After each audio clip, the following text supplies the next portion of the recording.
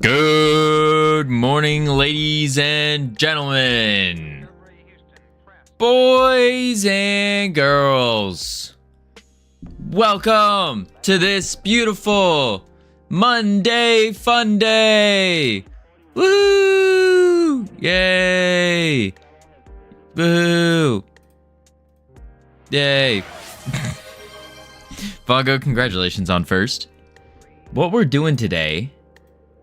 So, live chat. Uki, congratulations on second. Where is everyone? That's a great question, Bongo. We just started, so they're probably all over the place. Gone with the wind, all over the place. All right, so what we're doing today, though, is we are doing more multiplayer. Specifically RPCs. Remote something controller. Good morning, Vongo. What is RPC? Remote procedure call. Remote procedure call. I'm gonna write that actually. Remote procedure calls.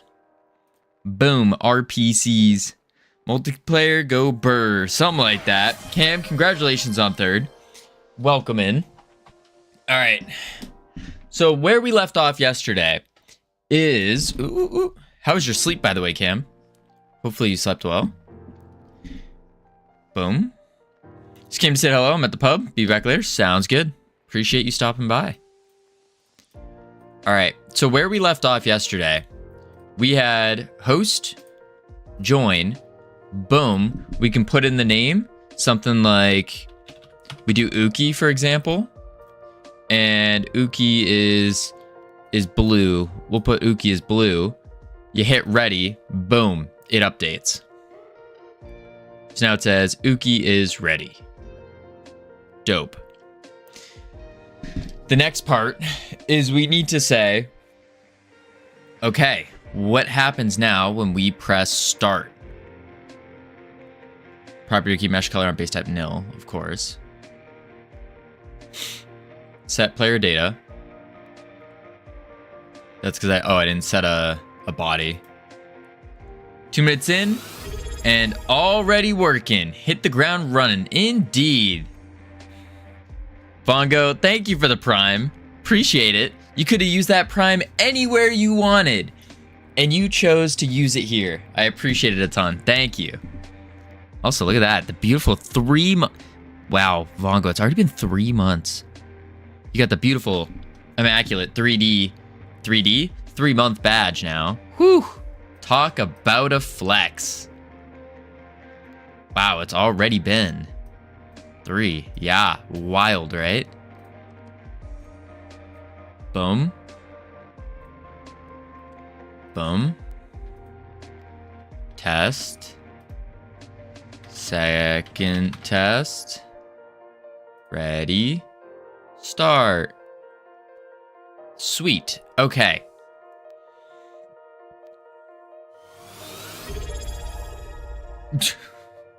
And Sammy, thank you for the tier 1 sub. 6 months now. Starting off a hype train immediately. Holy moly. Howdy, Camilos. How you doing? Welcome in. Boom. Oh, cool indeed. Oh, cool indeed. That's weird. It should have said it out loud. Nuts. I gotta fix that. All right, so what we're doing is we are setting up. When we press start, we join the game. Now I have the beautiful, immaculate amots. The beautiful,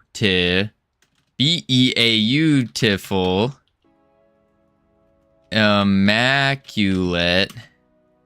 Wait, I spelled immaculate wrong there. That's awkward. It's yeah, no, I spelled that right. Never mind. Beautiful immaculate. There we go. Howdy, North Pole. How you doing? Welcome in. No, wrong. Gotcha. Incorrect. So I had a dream last night, and I don't want to spoil it or anything, but it gave me a really, really good idea. And that's where the story ends. But good news. I tested out for lunch today.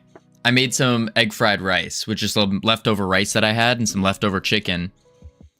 And I tested out my cooking with Covino setup. So I had the tripod, I had the mic, and I figured it out. The mic does not, to an extent, catch the sound of the hood fan going. So like the fan that like sucks up the vapor air stuff when you're cooking. The mic actually takes that away. For the most part. There's a little bit there. But it was really, really cool. I think y'all are gonna be pretty impressed. Oh, he's hiding his ideas from us. Are we an anti or not? No, we're a team, Uki. A team. Wait for it. Oh, you're not gonna be able to see any of this. But the camera? Oh, it is a high quality. It's good. It's good. I'm excited for it. I have the battery packs. I didn't realize this about battery packs. They take a long time to charge. So to put it in perspective, your typical like cheap battery pack, one of these things, is it the Osmo 3? No, it's the Insta360 Flow Pro 2 or InstaFlow 360 Pro 2, whatever it's called. This is your standard battery pack, like the little like cheap ones that you get. These are 1,000 milliamps, so they can charge your phone up basically once. The battery packs that I have are 20,000 milliamp hours, which means it's basically like 20 of these. Now, battery degradation goes down to like 18,000, same thing. So it's 20 of these, all packed into a brick. Guess how long it takes to charge? Uki, Hype Train with the Prime. Thank you so much. You too could have used your Prime anywhere, and you chose to use it here. I appreciate it a ton, Uki. Thank you. Thank you. Keeping that 3-month streak going. The Hype Train going. Whoo. Why is Covino talking fancy terms all of a sudden? Oh, yo, how are you? How are you, Banana? Welcome in. Where's Covino? Little battery, big, or, okay, anyways, the big thing, like the big pack is like a pound, and that one's 20,000, so 20 of these, basically, and it takes, to charge the whole brick, and it is heavy, it takes about 8 hours to charge. Like 8 point something. It's like 8.8, closer to 9. Just to charge the brick. So I charged one of them so far. Sounds reasonable. Yeah. And how much does it last? It's 20,000 milliamp hours. So your standard like cheap charger that you can get like at like a convenience store and stuff, or at a gas station, these are typically about 1,000 milliamp hours, so it can charge your phone about one time, maybe a little bit more. The brick is 20 of these. 20 of these. So I can charge like a laptop with it. Yeah. So it's pretty big. It's going to be able to hold, because I have 2 of them. So I have 2 of these things, which equals 40,000 milliamp hours altogether, which means I can keep an IRL stream going for about 20 plus hours. Something like that. It's a little overkill.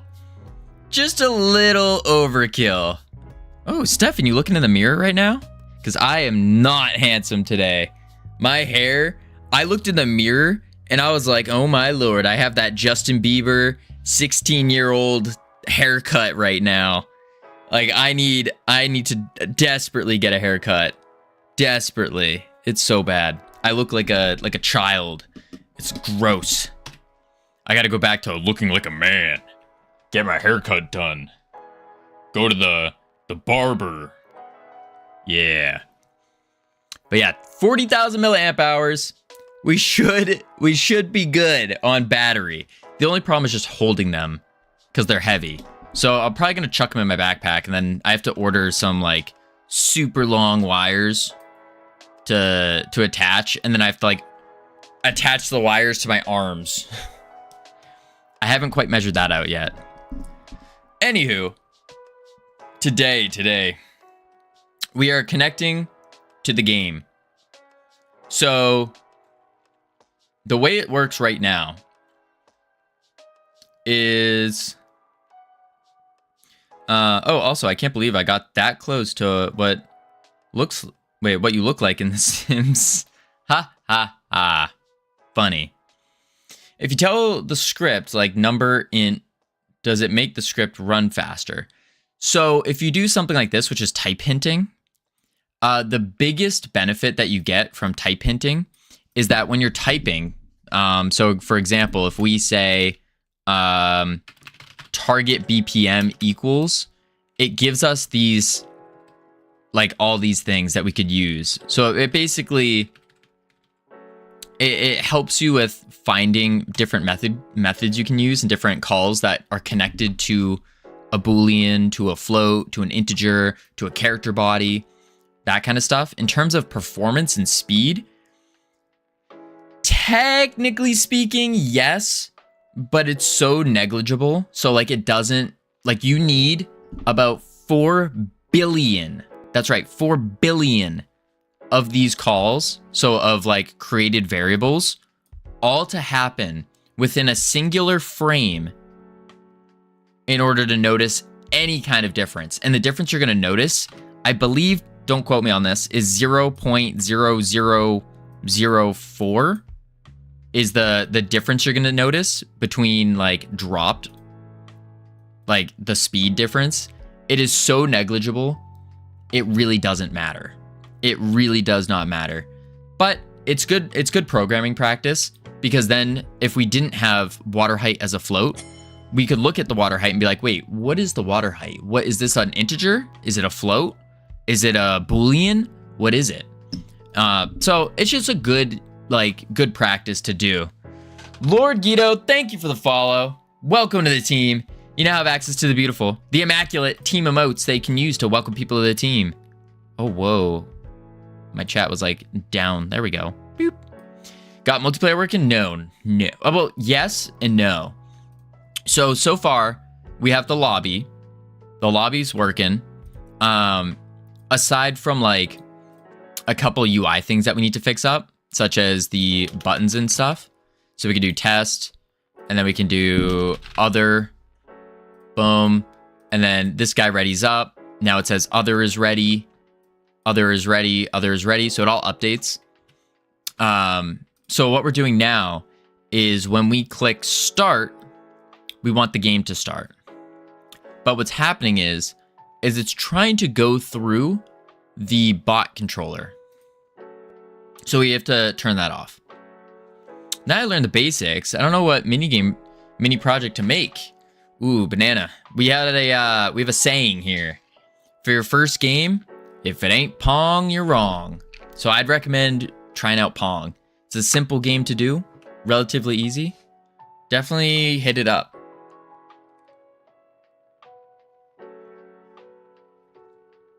Rexel, how you doing? Welcome in. It's all synced up data now. Good job. Yes, indeed, Webby. Indeed. So the next thing we want to do is, for some reason, it is not removing our bot controller over in this corner. So we want that to be gone.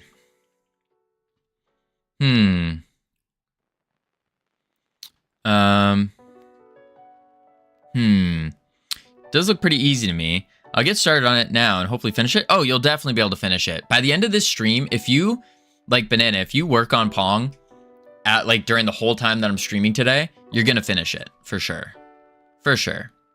And there's a lot of really good tutorials on it. I wouldn't suggest following them. Try your best not to look up a tutorial for making Pong, but you can look up different things such as how to connect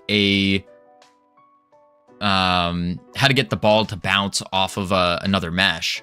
One mesh bouncing off of another mesh. You can do stuff like that. Okay, so let's see. We have the player model in the game. Let's go to game. And we have right here, transition screen. I think transition screen needs to be an RPC call, but we're not going to worry about that yet. We just want to get the data over first. In the game debug window, any idea what hotkey it is to release the mouse without quitting? Ooh. I think you would have to reassign it. Usually it's escape by default, but also pressing escape can close your window. So you might need to change that by going to project settings, input map, and then creating a new input, and then connecting that into your script. And when you come back, Covino will be still pondering the meaning of life. Nah, generic, we got this. We got this. It shouldn't be that bad. Right? Right. Okay. Although this is where multiplayer gets really annoying. Really annoying. So the first thing that looks like it's what's happening is, let's go here and let's go to host label. Actually, we should probably organize all of these first to make our life a little bit easier. Yeah. So let's do this. Let's do single player signals. And so these will be all the signals for single player things. So of course, these are multiplayer buttons. So we can drag them down. And the reason I want this organized is just so it makes it easier for us to like come back and do all these things. So I'd have to release the mouse through code within the game. I think so. But also try, what is Shift F1? Maybe Shift F1 is the key binding to do it. That would actually kind of make sense. All right, let's see. Single player signals. Single player. Difficulty. Delete the white space. Single player, single player. Single. This is a multi, and this is a multi. This is a multi. So we can grab all these. And bring them all the way to the bottom. Okie doke. Like so. And then, so single, single, delete the white space, single, single. There's the quit button. Yes, quit, no, quit, settings, escape, host button, and then multiplayer, host. Okay, now what we can do is single player signals. At the end of it, I think we'll do it right here. End region. Hit it with an enter. Delete you. And now we have single player signals. Cool. We're going to do another enter. And we're going to do a region for interface signals. So quit button, yes button, no button, settings, escape. We can leave host button in there. Actually, no, that should be a multiplayer. Host label, Connect, ready, start. Name, back. Okay. And then there's definitely more signals. Interface, quit, yes. No, escape. I guess that's it. Yeah. And then end region. Boom. Now we have interface signals. And then we want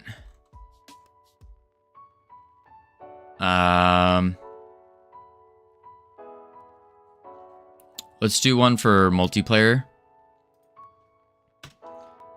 And then what is this region stuff? Hey, Deep Space. Basically, regions are just another way to organize your code. That's really all they're for. If you have big chunks and stuff, you can use those to organize stuff. That's really the big thing. Ready, start. Okay, so let's grab all this here.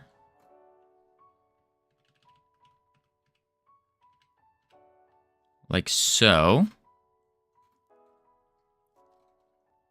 Yep. Enter. Save.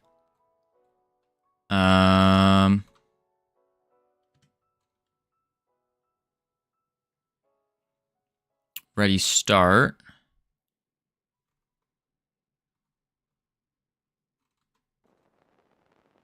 Yeah, I think that's good. End region. It's really just gonna make our life a lot easier. Lord Godot, thank you for the prime. Holy moly. So many primes today. I love it. You could have used your prime anywhere, and you chose to use it here. I appreciate that a ton. Thank you so much. Thank you.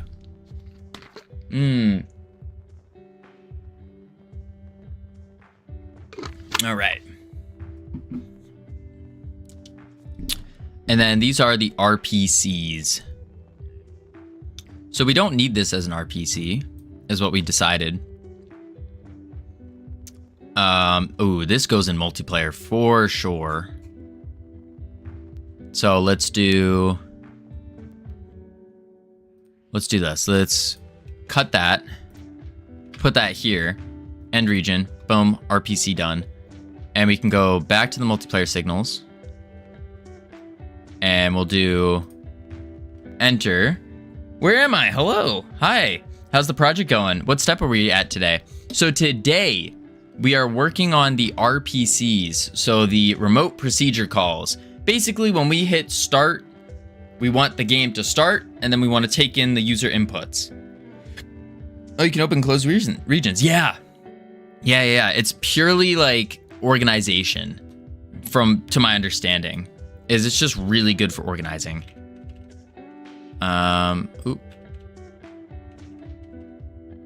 Wait. Is this? Yeah, this is where I want it. I want it one up, one down. Looks good. Yeah, it's really just meant for organizing. At least that's how I'm using them. I don't know if there's any other use case besides organizing. But boom. Nice and easy. And then what we can do is we'll take this and we'll just drag it to the bottom. So I like to have functions there. I really like to have the signals at the bottom. Boom. Close that up. There we go. So now we have this really helps our script in terms of readability. We could even throw these into things. You can actually close these, I believe. There is a way to do it. I'm not going to bother right now, but I'm pretty sure there's a way where it's like you put in multi or something. I forgot. What am I missing here? Let's do these guys. We're going to... Yeah, we're going to cut them. And then we'll paste them. Just like that. Save. And just because I like to have my signals at the bottom. I'm not sure why. The problem is for the region hint, just start organizing my code. Aye, there we go. Appreciate it. Yeah, no, I just started using these like a couple weeks ago. Game changer for organization. Game changer. If I'm not mistaken, RPC uses TCP underneath, but for smooth input simulation, you should send important data every use using UDP. I think for the RCP in Godot, what does it do actually? Let's look, because I'm pretty sure it does something special. Respectively, peer authority, blah, blah, blah. Call remote.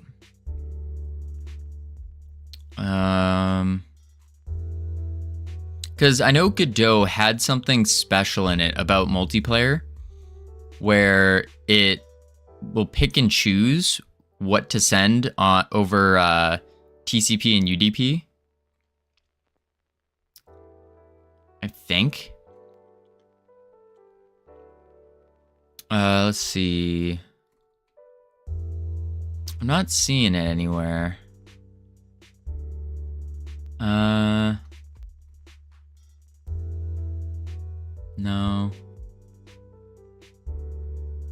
No, this is for just exports. Flag avoidance, renderer, physics. Navigation. Again, if you find yourself using regions a lot, it means your scripts are too big and a single script is doing too much. Yeah, I could see that. Although having a generic region template is nice. Yeah. I mean, I think it depends. Like,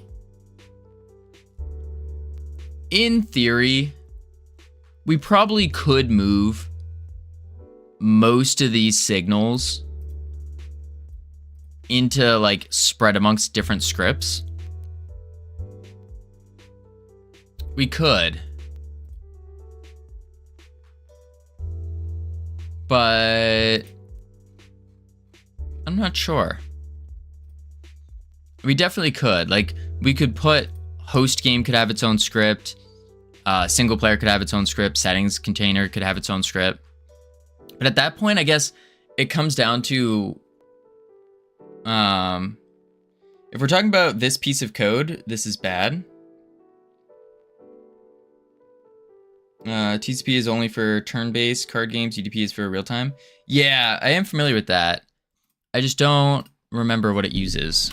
UDP.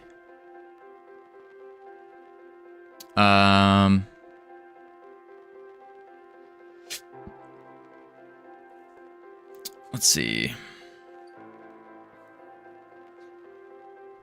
I'm not sure what it does actually.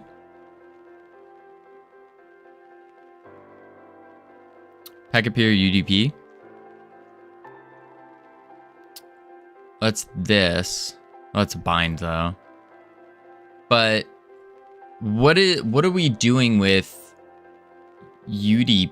Oh wait. So what is multiplayer then? What is the multiplayer do by default? Connects to the multiplayer API.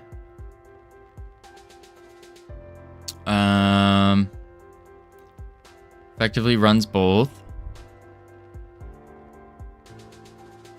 So this has nothing to do with the actual multiplayer, right? Are we using low-level UDP for multiplayer? No. I think we're... Well, no, I don't think so. We're just using the high-level API built into Godot. Because it seems to be the simplest. But I don't know what... Like, I still don't fully understand multiplayer and how it functions. Probably not good for this application.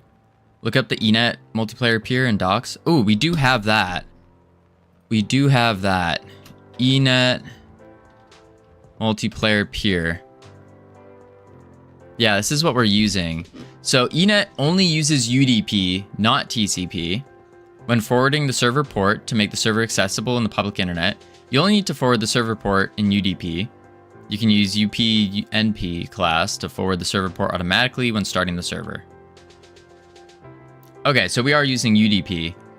By default, it uses UDP. Yeah. There will be... I'm just taking the assumption and saying for the mini games, though, we probably want TCP, right? For certain mini games. Because UDP makes it so it's slower, but it guarantees the packets make it. TCP breaks it up into a bunch of little packets, so then if you lose a packet, it doesn't matter as much, right? You have that backwards? Oh, I have it the opposite way. So UDP sends a whole bunch of packets. TCP sends a few.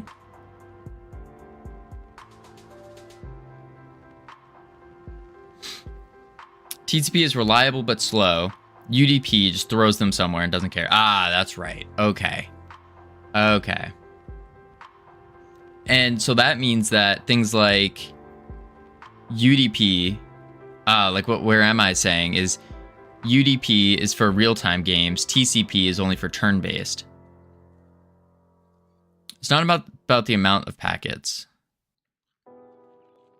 It's about confirming the receipt.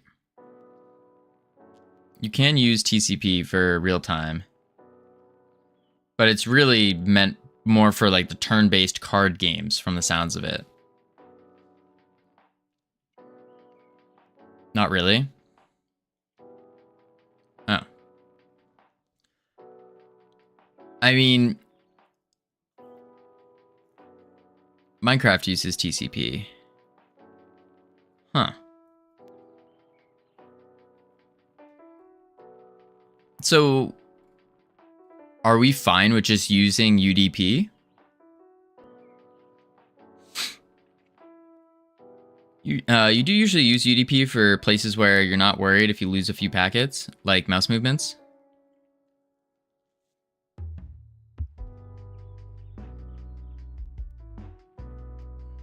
You can use it, but it's laggy.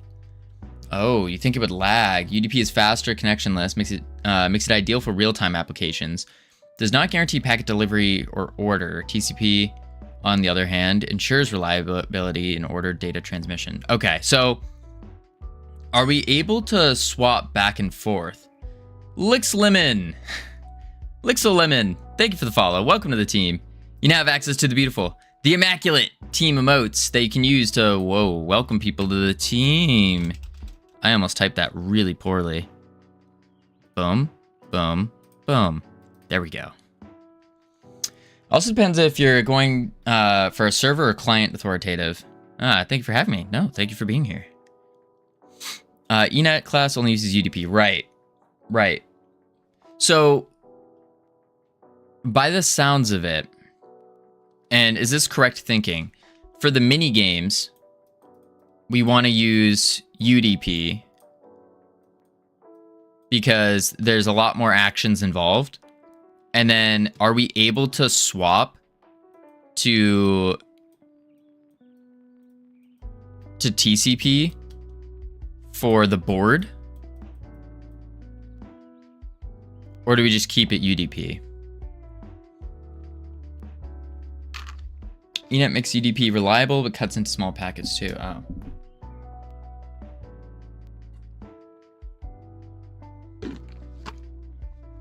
Heck, I'm learning things. AAA. Indeed. Yeah, you can swap. Oh. Where am I on YouTube saying we can swap? You can do RPC reliable. Let's check that out. I want to close all these. Whoops. That would have been detrimental. RPC.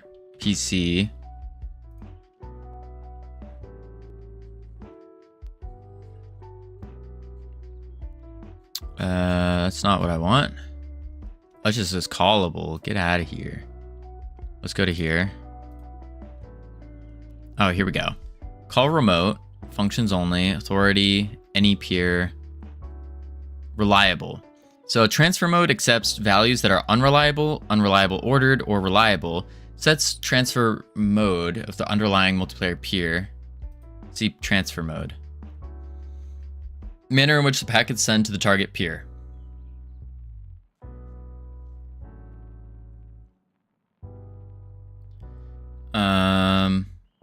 So that transfer mode reliable and unreliable ordered does not interact with each other by default. Depends on how you code it. Port for TCP and other for UDP. You have to manage the ports. Oh. The issue with doing both TCP and UDP is you need to open 2 ports since you can't have both on the same port. Right. Huh. Okay. Is there... I mean, I guess... Is it actually going to lag if we just keep it UDP throughout the whole thing? Like, even on the board? Depending on how you did it, you can have the host synchronize its game state to the clients.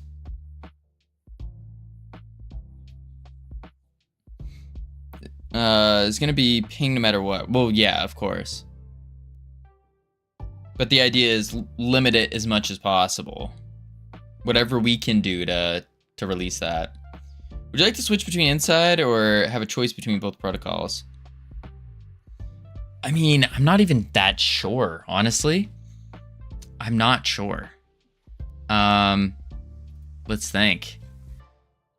So the reason we need to think about this now is because, yes, this is just a mini game. This is a small portion to the big game that we're making. But I want to follow the same practices. That way, when we start pumping out the mini games, we at least we're doing the same thing over and over and reinforcing that. And that way it'll be easier to learn over time. So for anyone that's not aware, the main game we're working on is a Mario Party-like game. So it's a board game. And with turns. And at the end of every turn, we play a mini game, which is what we're working on right now. And then after the mini game, goes back to the board. You do your board turns, so you roll the dice, you land on the spot. Sometimes the spots might have some wacky things attached to them. And then, but you're not actually like moving your character. The character's being moved by the code.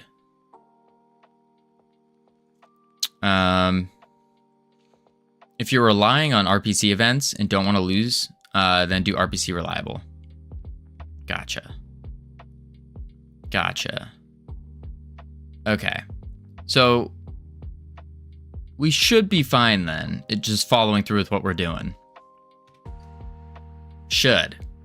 Hopefully. And then worst case scenario, if it's a laggy, buggy mess, then we need to rethink it. I'd say its best use is just UDP for you. Sounds good. You can manage how many packets you send. In minigames, send on every input process. In boards, send only once on action. Okay. I think I understand. God, no. What's going on, Savage? WebSocket multiplayer peer is still over UDP. Right. I think most things are UDP with the built-in Godot functionalities. All right, so what we'll do is let's figure out connecting when we hit start game. Have you ever seen Dokapon Kingdom? It's an interesting board game. No, I don't think I have. All right, let's look at the multiplayer signals. If you don't want to write your own connection and packet system, you're stuck using UDP with Godot's multiplayer API. Okay, so it's pretty much a moot point then, because I don't think we would want to write our own connections and packet system. And if we have to, then we can come back and do it or figure out how to do it. But for now, I would assume it's gonna work fine. It's not that hard, but doing it wrong means vulnerabilities. Oh, fun. That's fun. Okay. Whew. Let's see. So on host button press, we don't care about that. This is just the UI thing. Maybe we should do this. And then creates lobby and waits for connections and waits for outside connections. I've been using NetFox recently, and it does server authoritative stuff. They use UDP because people have different internet. Using TCP would cause issues with packet loss. PC keeps repeating. Oh? What do you mean keeps repeating? And then this one is connect. We would just say need to take in IP from line edit and connect to that IP/port to IP of host. It'll either repeat what I typed or it'll delete half of it. Oh, sometimes I notice if you are this is for everyone using Twitch. If you right click and you're doing, this is not going to work because this is an OBS one, but if you right click and you do translate, so if you're in like someone writing different languages, then it will mess up your typing as well. It's very strange. Water is wet. Covino is streaming. That's true. So cooking stream when? CSLR. We got priorities. Let's think. Oh, I did do a test run of the cooking. I did do a test run and it worked like really well. Like really well. Like I was shocked. You know what? CSLR, just for you, I got you. I'll give you a quick little sneak peek right here. Let me share my screen. Connect. Boom. Start. Boom. Tyler 1 gonna play Warcraft 3 today against Pro. It'd be fun if you're gonna see it. Oh, I probably won't be able to see it, but that would be pretty funny. All right. Let me... phone screen. It's not gonna come out well, but this was me testing it this morning while I was cooking. That's pretty cool, right? I'm not touching the camera here at all. It's just, it's moving on its own. Look at that. Look at that. Oh, it's frozen. But you get the idea. Boom, boom. Oh, that didn't work. Here we are. Pretty cool. Pretty cool. That's it. All right. Boom. Boom, boom. Bop. But yeah, so I am working on it. Net date. Cooking stream will probably be around. You really need a haircut. I agree, Camilos. I've been saying it. I don't have a car. I don't have the time. You look like Justin Bieber in 2010. I was just saying that this morning. I looked in the mirror and I was like, oh God. Oh no. Yeah. I'm hoping hoping tomorrow night I'll be able to like squeeze in. The problem is all the local places close when we end stream. That's like the biggest issue, is they close when we end stream. Well, it's better than Crackpot Beaver. That's true. That's true. I'll be your squeeze. What is that even? What is that supposed to mean? But yeah, I gotta figure it out. We might need to end stream early tomorrow so then I can go get a haircut. And then if I get the haircut tomorrow, that means maybe cooking stream like either Monday or Tuesday, maybe? Or do we save it for a weekend? Not too sure. Yeah, because I have to still set up the server on my computer. That's the big one. That's the big one. Took over a half hour and it doesn't work. Wait, what are you doing, Bongo? Oh, why are you trying to run Windows XP? What are you doing? Like a squeaky toy? No.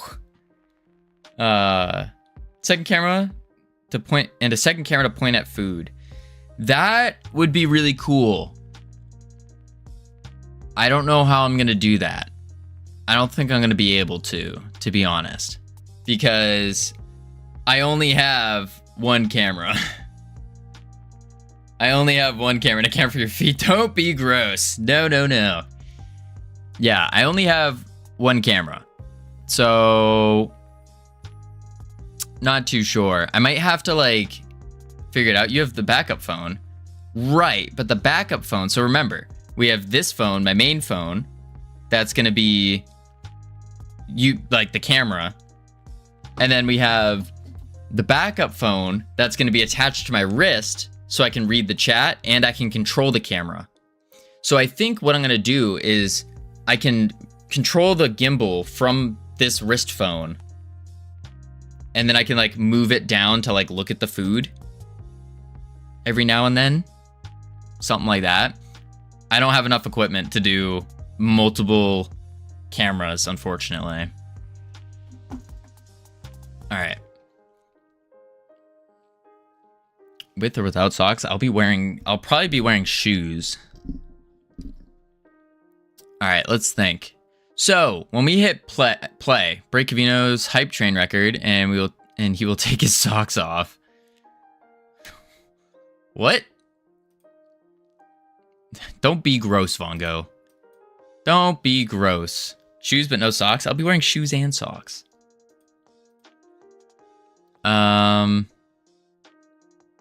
Huh. All right. So on ready start button, if it's a multiplayer server, then we are setting all of this. We also need to ensure that everybody is ready. That's another big one.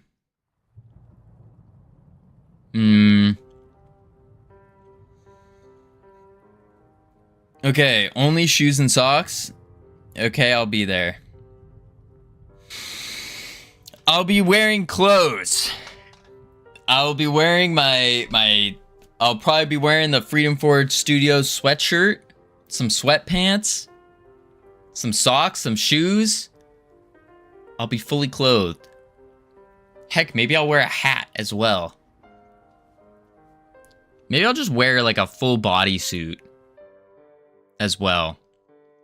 That'll be good. Let's see. Oh my lord, Tricky. Oh my lord.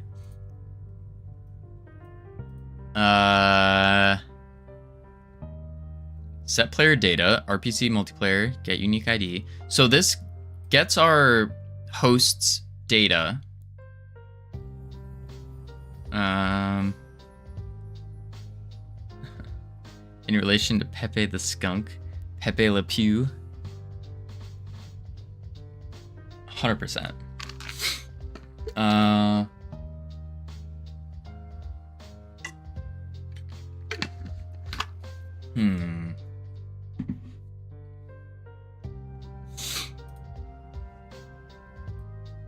Multiplayer, if it's a peer, then it does the ready update. But we need a way to say that everybody is ready.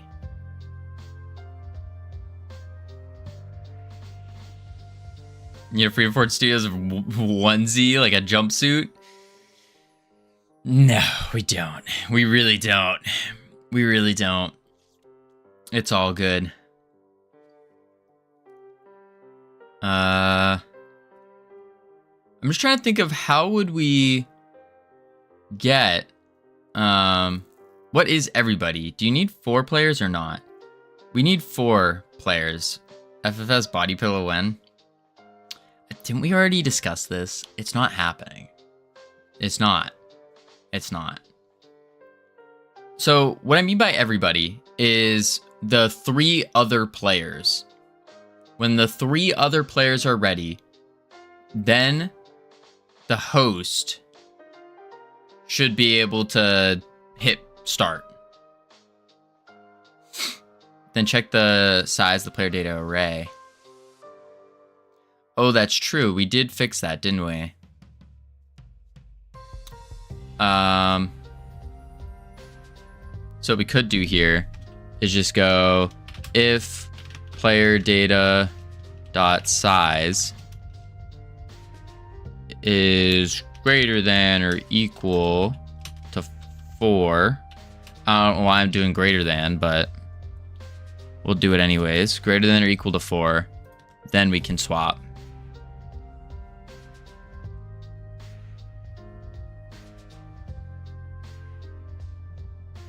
Yeah. Officially, it's not. Gonna lurk now. Sounds good, CSLR. Appreciate the lurk.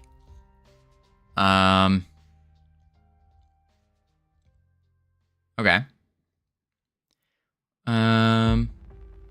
You win this round with your silver tongue and fierce rhetoric. Oh my. Okay. So we have that. Now, what we need to do is we need the scene to swap for everyone. This needs to happen for everyone. They all need to swap to a different scene. How do we do that? I guess it would have to be like another RPC. I don't want to swap. What do you mean? Swap? What are you swapping? Static unload. Warning. Transfer mode. Copy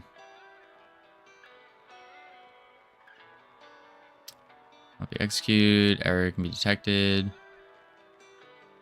Any error message. I'll use this information for now. I guess when in doubt, we ask AI.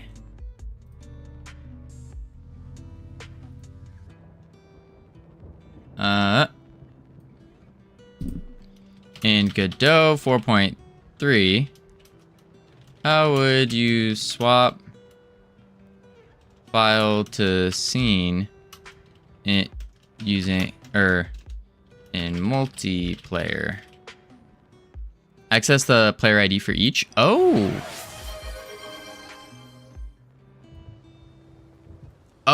we would say we access all of their IDs and then tell them all to. Well, no, because then we do need to tell them all, but do you pass the scene with RPC to all the peers? No. Just send RPC to all of them. So I'd have to make... What you're saying is make a separate function that is just going to hold wherever it is. that is just holding a singular line, which is, nope, not that one. Where the heck is it? Multiplayer? This one. So just make a line, or I guess it would be this. Just put that as a separate function as a RPC.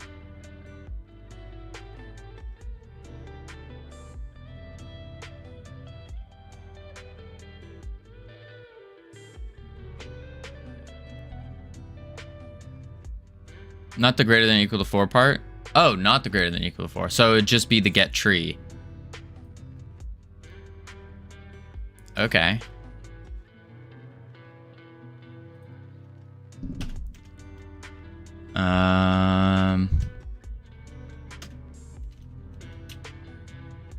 Func swap scene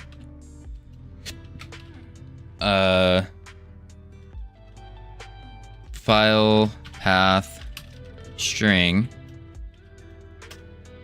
and then get tree dot scene, wait, switch change scene to file path, and this needs to be an RPC at RPC, and we want to do any peer and call local. Or it should probably be reliable, shouldn't it? Well, we don't care if they all swap at the same time. We just care that they all swap.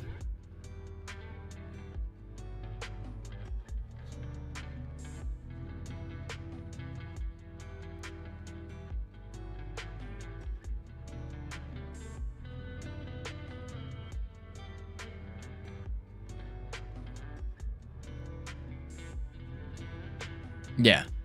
All right, so we'll swap scene to file. All right, what did I call this? I just called this swap scene.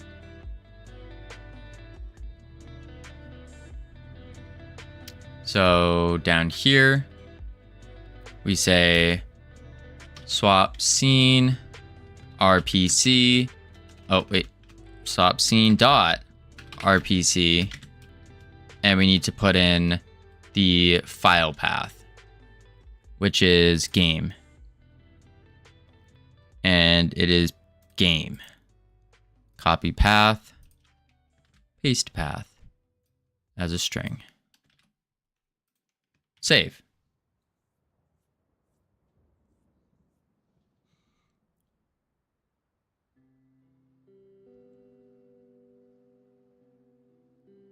And then to take it one step further, what we should actually do is make a variable for it.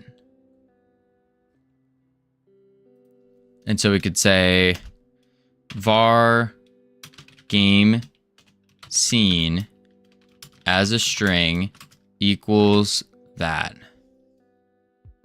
And then we just boop. And then we just say game scene.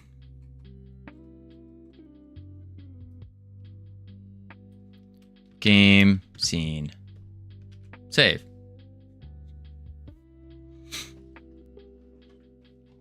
This way it's just not hard coded in.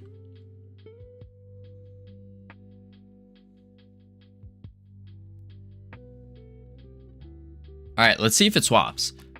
It should break, like it's going to break, but we want to see if it at least swaps. Whoop.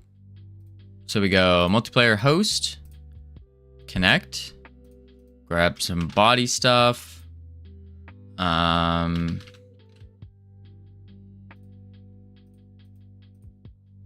Ready, start.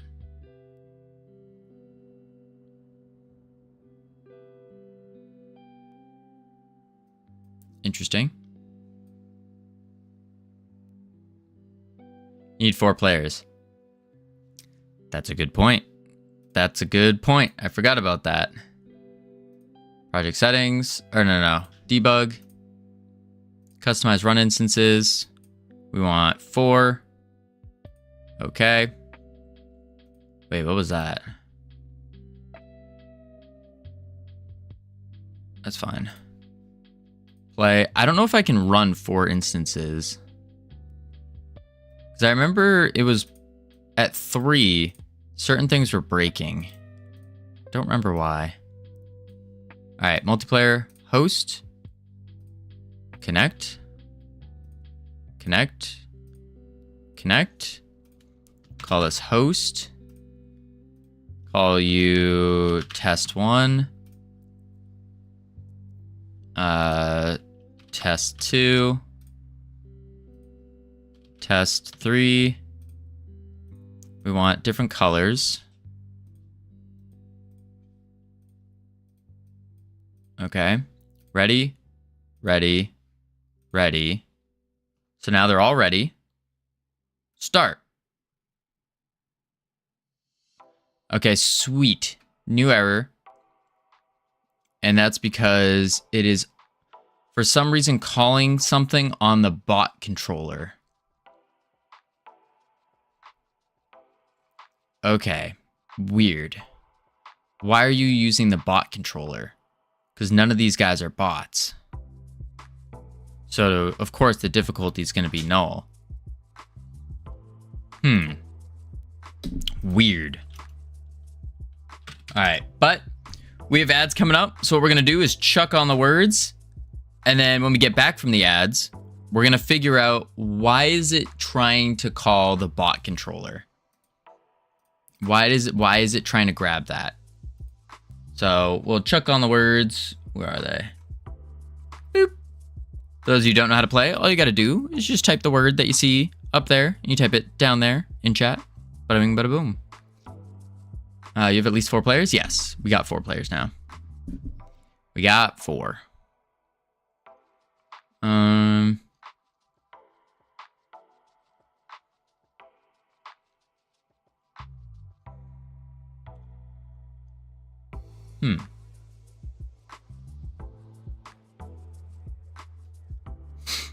Weird, weird, weird.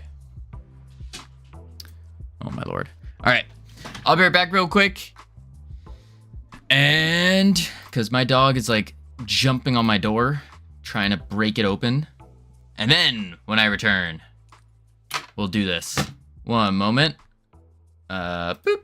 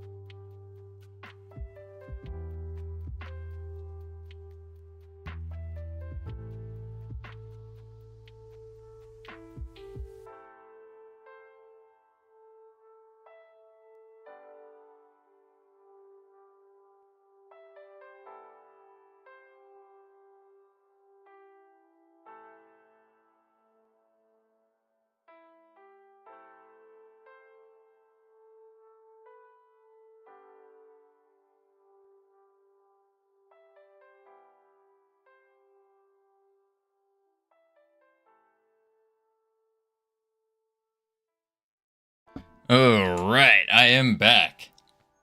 Wow, welcome back, Covino. Woohoo! Yay, we missed you so much. Wow, yeah. Thank you, thank you. Hold your applause. All right, let's turn off autopilot here. Hey, Karen, how you doing? Welcome in. Boom. Pow. Check general real quick. Boom.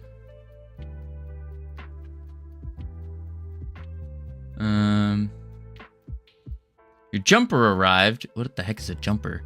Very good quality. It would be printed, not embroidered. Very impressed. Oh, you mean sweatshirt? Your sweatshirt. Ah, looking 0.2% more buff today. I don't feel that way. I don't feel that way.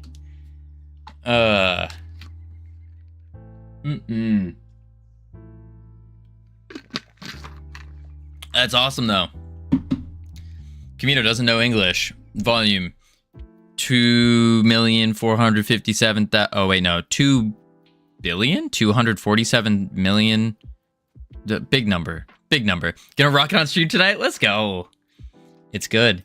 It's whoop, that's the wrong one. Boop. There we go. It's comfortable. It's hot. I will say the sweatshirt is a very warm sweatshirt. Very warm. So keep that in mind. But no, we don't call them jumpers here. A jumper is like a pair of overalls here. So it's like this is a jumper. It kind of looks like an H. This is a jumper, usually worn by farmers. Well, farmers wear overalls, but jumpers are more of like a girl thing that you wear. And then you have like your head and your neck. And this is a jumper. Something like that. And you have like a shirt on underneath. That's a jumper. Dungarees? Nah. Nah, that's a jumper. Hey Weasel, how you doing? Welcome in. Whew. I am always cold, so that's better. Ah, perfect. Perfect, perfect. Okie doke. So we're trying to figure out, when we press play, what's happening is it's calling the bot controller.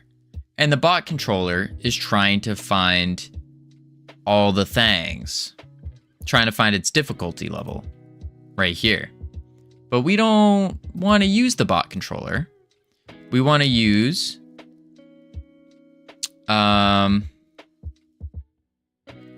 model ID.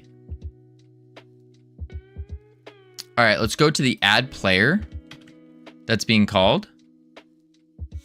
When do you remove the bot controller?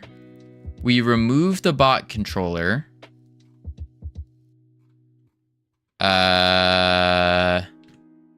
Here, when we add player, I believe.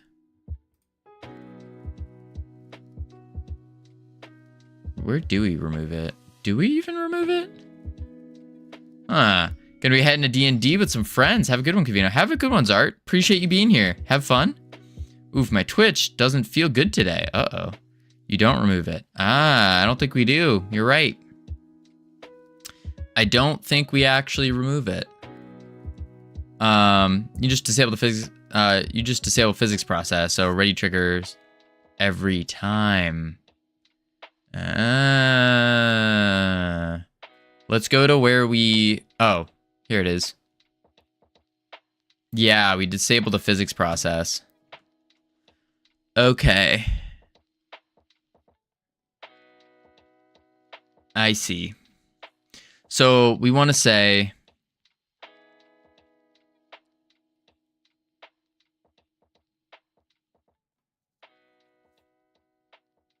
Yeah, just check if is bot is set, right? So we want to say nodes.isBot or nodes get. Yeah, no. Nodes.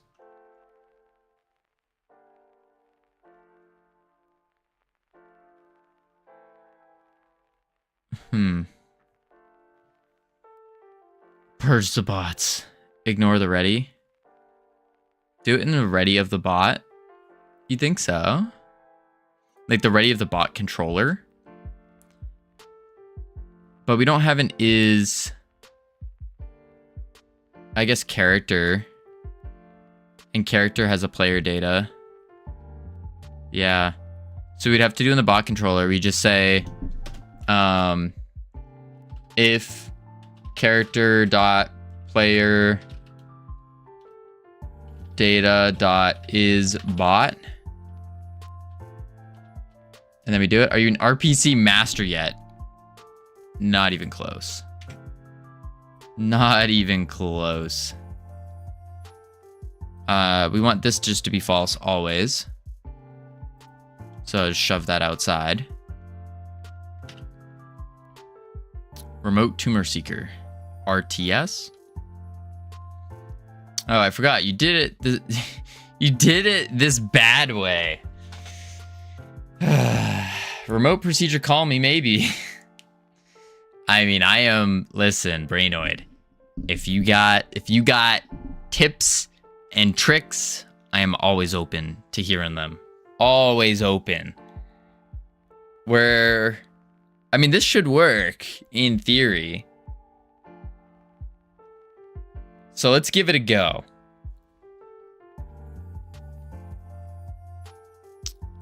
We go boom. Boom. Boom.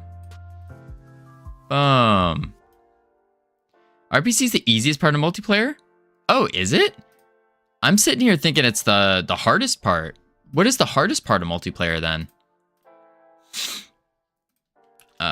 Test 1.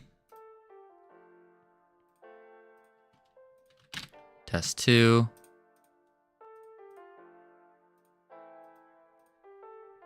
And test 3. Oh no, it broke. And I can't start it because there's only 3. So let's do this. Let's swap this to greater than or equal to 2. Client-side prediction and server reconciliation, maybe? I believe those are done by Steam, aren't they? If you're using Steam's, like, thing.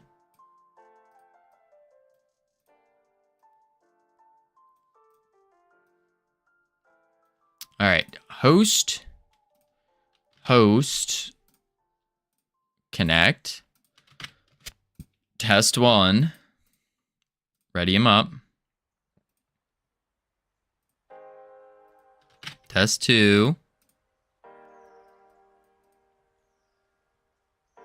and test 3, ready, everyone is ready, start. That didn't work. Is bot on base type nil. No one correct way, I mean. You need to write custom prediction stuff depending on the game. Oh. What if you get 100 people connecting to the host though? We're gonna limit it to a maximum of 3. 3 additional people. So we'll just refuse the connection if it's more.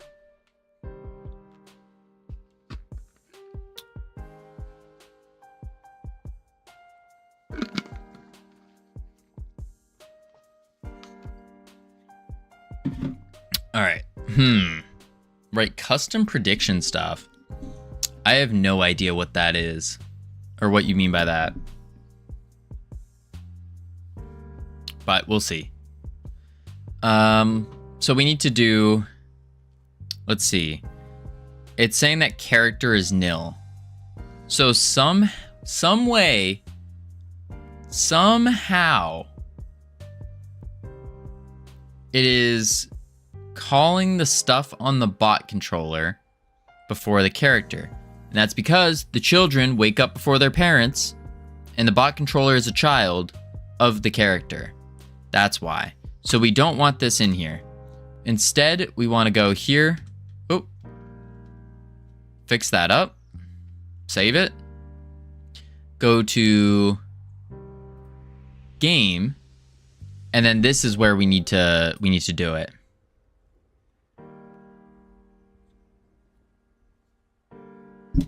I spent all day at uni learning about GDPR and how if I don't store data correctly in my multiplayer game, I could be arrested. Fun times. That's true. I mean, arrested... I don't think arrested... Unless the UK is like... Well, the UK does suck, to be fair. So yeah, you probably would get arrested in the UK. In the US, it's more of a... You get fined into oblivion. Yeah. Says the person living in the US. Yes, it's pretty sweet. Yeah, 2% rev fine. Sounds pretty wild. That's pretty wild. 2% of revenue. Yikes. Yikes. Make sure your game doesn't have accidental backdoor vulnerability. Of course, of course. When you move your character, do you want to send the data you're inputting to move, then listen for, okay, you can move answer, or the server? Or you send the data, you're moving to the server, move to the client immediately, then the data the server tells you you cannot move through, then you reconciliate. This is a super wrong basic explanation, but hopefully you get the idea. I don't get the idea. When you move your character, do you want to send the data you're inputting to move? Yes. And then listen for okay, you can move. I think that's the easiest way, because it's a board game. For the most part. The mini games are the ones that don't. But we're not trying to do that yet, Brainoid. We're not there yet. Not there yet. We don't want to get too ahead. I'd say the hardest part about multiplayer is to avoid what happened in Minecraft. What are you trying to do? What are you stuck on? All we need to do is remove the bot controller from our players that are not bots. That's it. So we go through the characters and we grab their controllers, and then we could just say, actually, we just do this. We just go,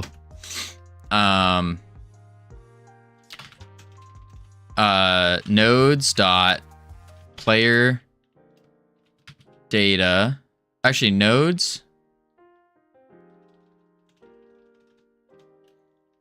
If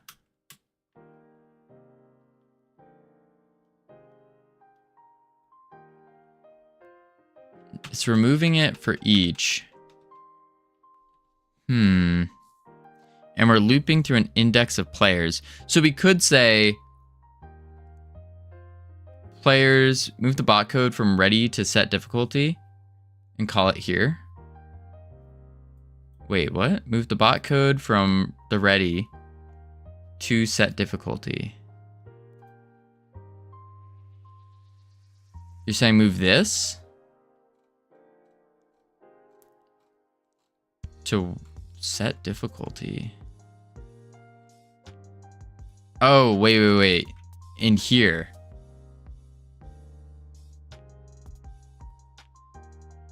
Make a new function.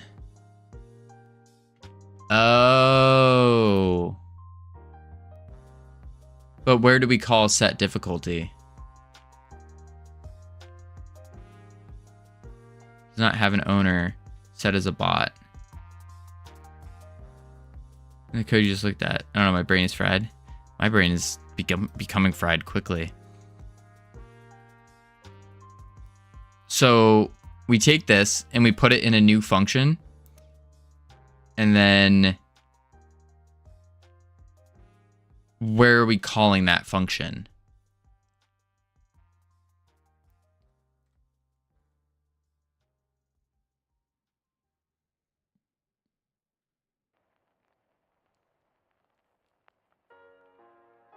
Here. Well, wouldn't it be easier just to remove the bot controller in its entirety? So if is bot, or if is not bot, then just delete the node. No need to like turn off certain things. You just yeet it out of here. Bot controller is already in the scene, right? So it's too late. The ready will fire before, right. Okay. So let's go back to the bot controller. And we'll do this. Func set difficulty. Void.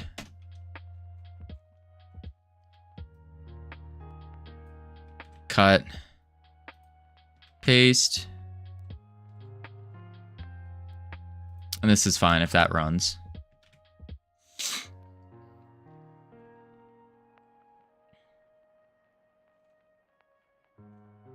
Okay. And then we can say called when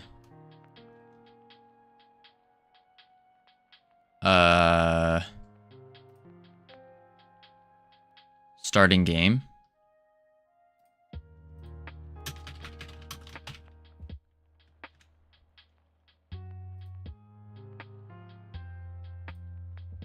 Okay. So now here, this is where we need to figure out what's a bot, what's not a bot. So nodes is the character body. And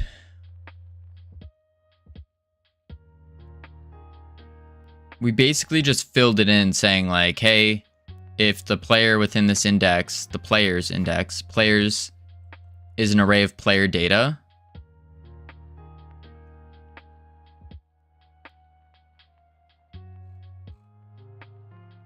So you didn't actually call it anywhere. Right. We didn't call it yet. Not yet. That's what we're going to call it in here, basically.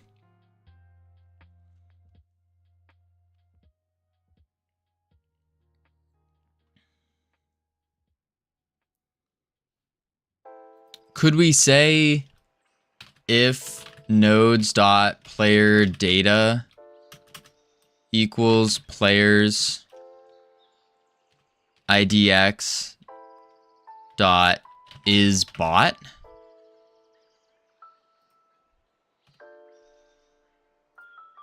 So if their player data is equal to, oops, I didn't want that there.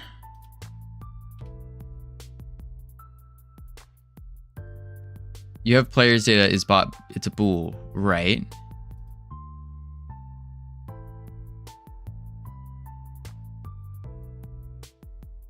Oh, wait, yeah, but the thing is I need to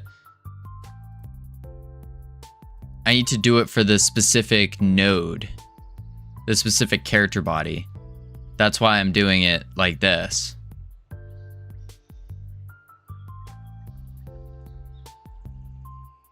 Right? It is node bot. Node bot. Well, that's the bot controller on it, yeah. That's the thing that we would do. But the node bot doesn't have any. If player IDX is bot. Oh, so we don't have to grab the specific node then. That's what I thought we had to do. I thought we had to grab the node first. IDX player is bot. And then we can say node bot dot set difficulty. And then we could also throw the it'd probably make sense to throw the set physics process in there too, right?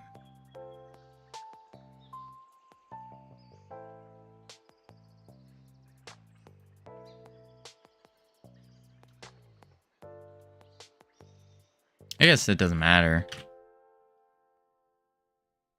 All right, let's run it.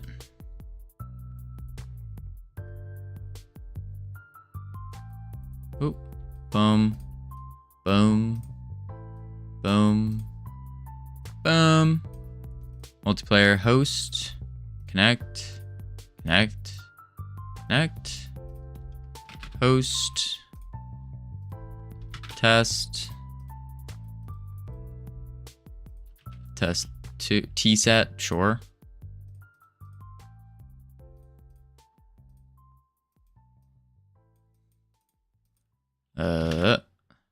Ready. Ready. Ready.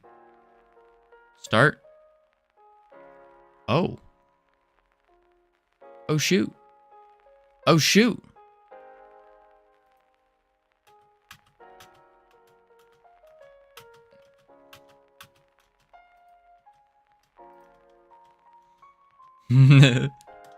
Okay. We got all of them in. As you can see, now we need to hook up the connections, because what's happening is I call it and it works on this one. I call it over here, it works on this one.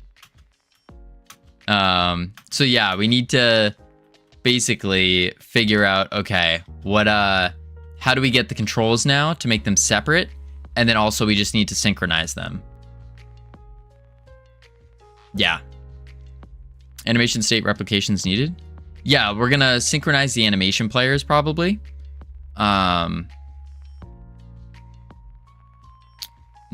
Yeah. But this is good progress. So now we have all of our characters that pop in. That's awesome. What happens if I close? He just stays there. Gotcha.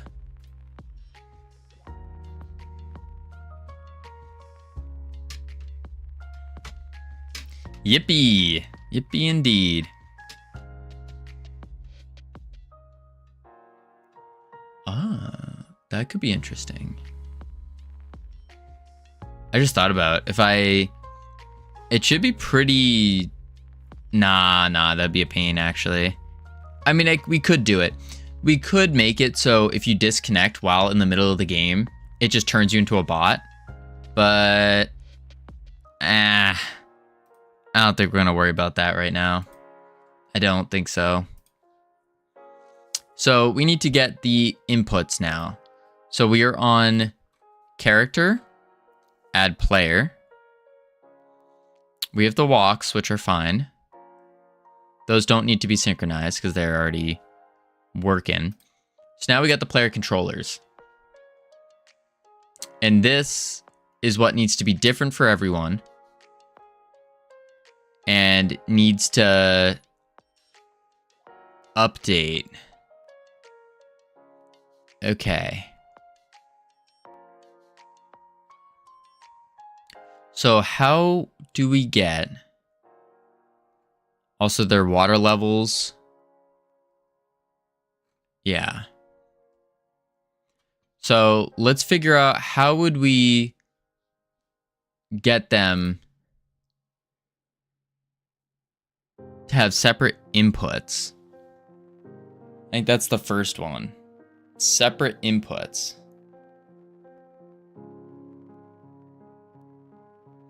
I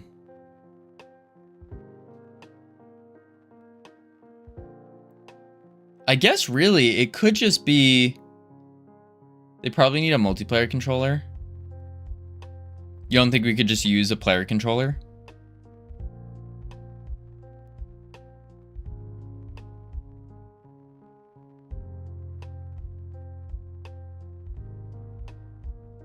Like, what I'm thinking is we use the multiplayer controller and then we just synchronize the animations and the labels and the water. And that's it, right?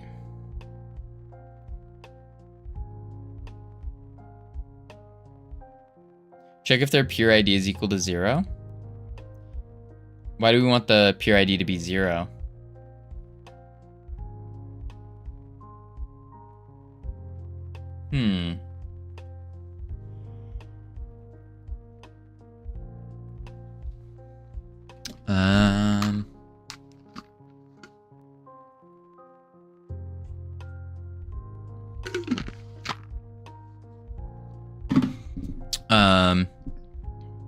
Oh, that makes more sense. Check their ID. Then it only triggers for their character. Yeah. So we would probably do it within the player perform CPR then, right? Where we just say, if player... Ooh, they don't have player data, do they? The controller does not have player data. The character does.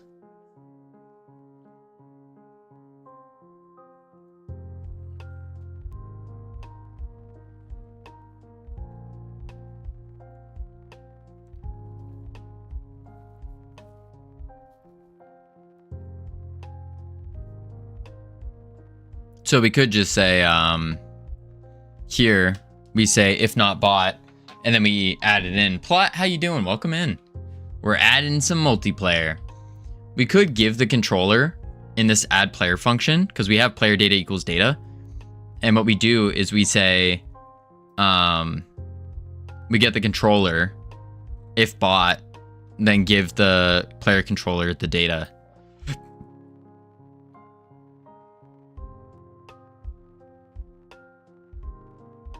Yeah.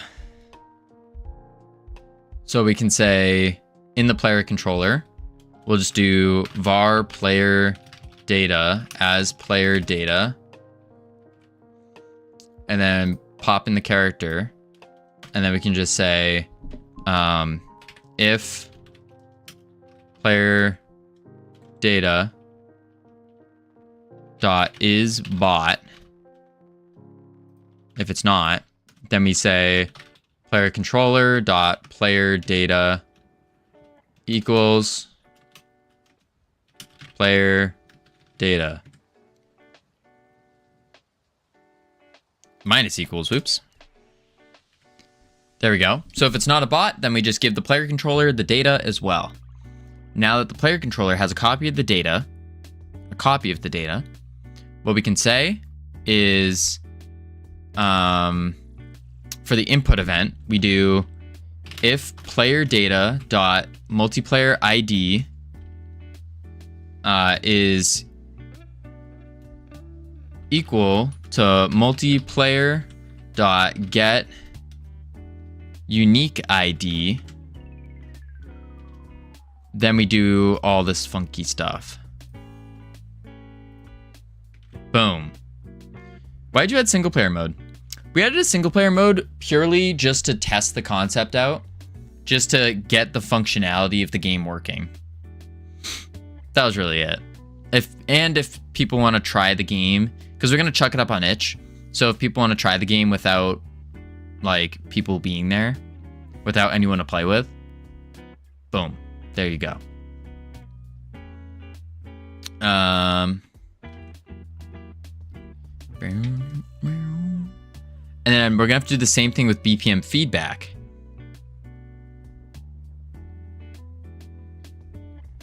Hi, I thought about it for 2 weeks. And I think I'm gonna start with 3D games, since my main goal is to make only horror. Hey, cooking. Sounds good. Sounds good. That's what I did. Starting with 3D, haven't looked back. I like 3D. Although you can make 2D and 2.5D horror games. It was Hypnotic, Matt Bird, Jedum, and myself. We pulled a 24-hour stream and made a like a 2.5D Doom-esque styled horror game, and it's quite scary. Quite scary. Let me see if I can.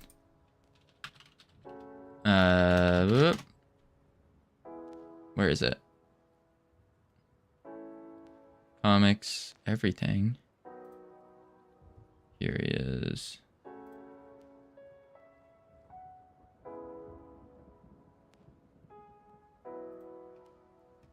Boom. If you're interested in it. Yeah, start with what you like, for sure. If you want a good 3D tutorial, I would recommend, what's his name? Why am I blanking on his name? Born CG. The Born CG tutorial. That's a really good 3D tutorial that I've done. All right, so basically we're just gonna take this again, copy it, and then boom. Oh, wait.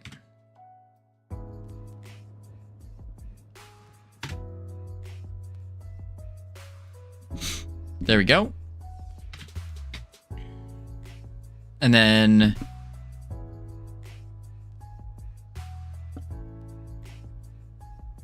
I think we also want to do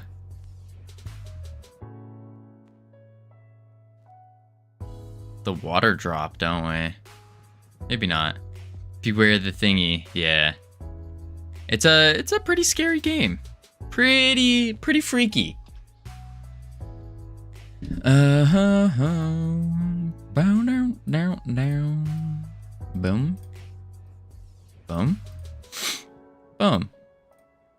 Host. Connect. Have you seen Baldi's Basics? Don't think I have, actually, no. What's that all about? Picking random colors.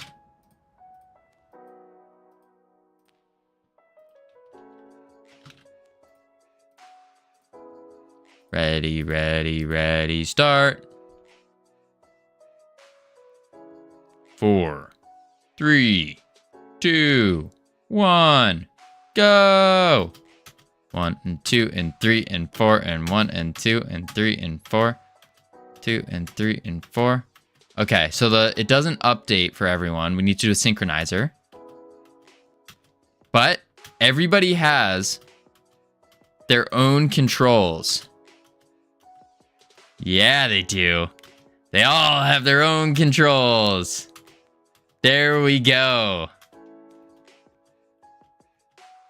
1 and 2 and 3 and 4 and 1 and 2. Dun dun dun dun dun dun dun dun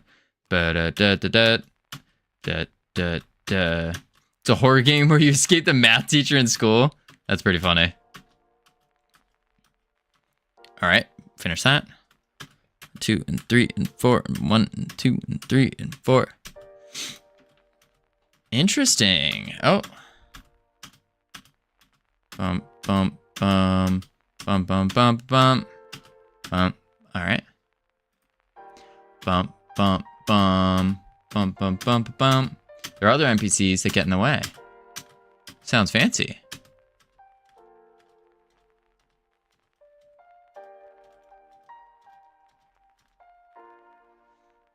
There's also a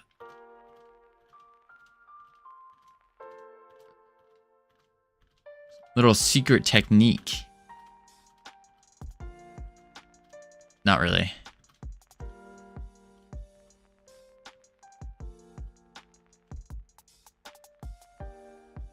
All right, everyone's finished, but there's no end game state because not everyone finished on each other's screens. You gotta do basic math problems and collect notebooks to escape. Oh my. Oh my.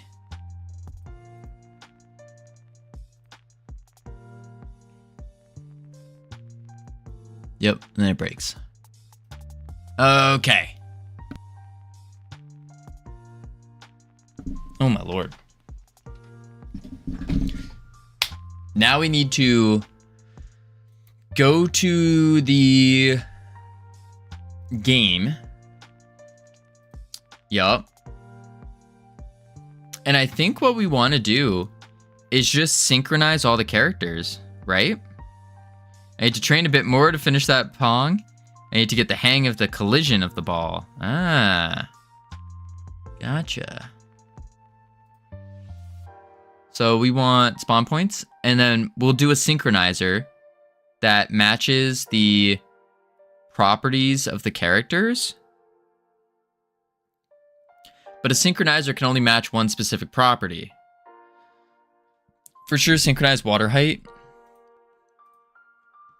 I think we also want to do the animation, though.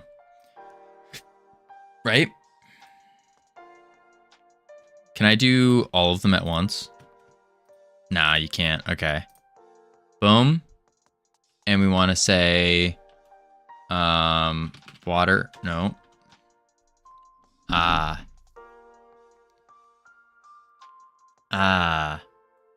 That's problematic.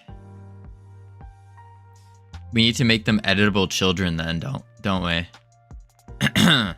Or we put the synchronizer somewhere else. We put the... Ooh! That's where we put it. You're right. Good call. Put the synchronizer on the player. Multiplayer synchronizer. Create. And now we can easily grab the properties that we want. So we want the... but the rig won't be on there. Ooh, because if I do CPR dummy, there's not going to be a water height on it. So I'm going to have to put multiple synchronizers down. Ugh. So we go to the CPR dummy, and then we put the synchronizer here, and we can synchronize the water height. So the water spout, and we do the scale. Boom. And then we can also add another property for the feedback, and we do the feedback pixel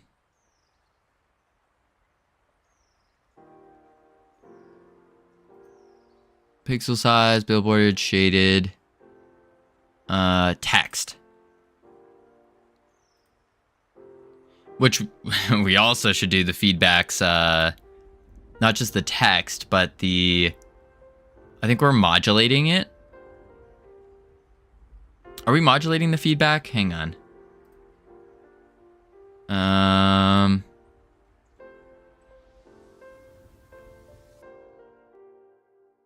We'll just leave text for now. Boom. So we're synchronizing that. And then we want to go on the character body itself.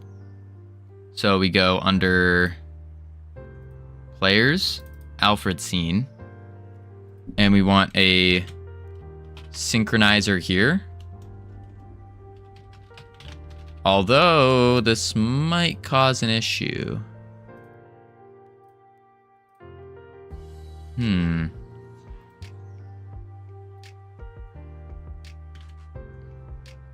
Let's see what happens.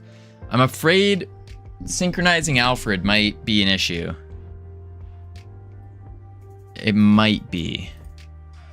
Because he's being used in other things as well. We'll see. Like his... Although, we're not modulating the color, so... Okay, good. We are set. Multiplayer, connect.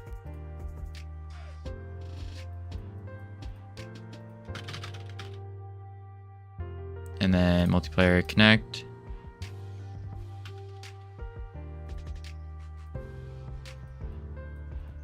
Ready, ready, ready.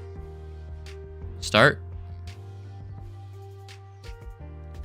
4, 3, 2, 1, go. Bump, bump, bump. Okay, good. It is doing the text. It's not doing the flashing, so I can do that real quick. It is doing the water height. Not well, but it's doing the water height. It's flashing the water height. So we want it to grab some kind of tween as well, don't we? How do we make it smooth?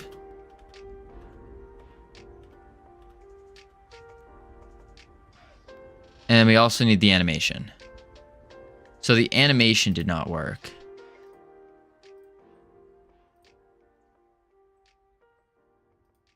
Let's go to the debug.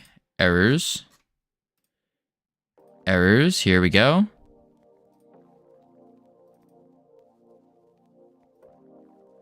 Margin container. Yeah, the problem is the synchronizer on Alfred.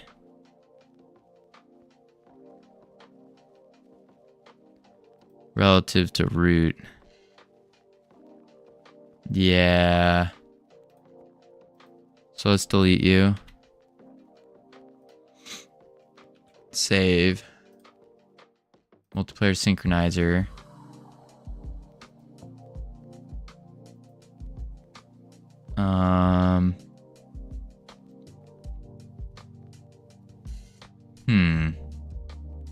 Well, we're gonna have to do the texts fade. Need to sync current animation. Yeah, the issue though is Alfred is on, so the model itself that does the animations, he's on viewports as well. Like we use it for a viewport. And so when we try to synchronize that, it throws up 1,600 errors.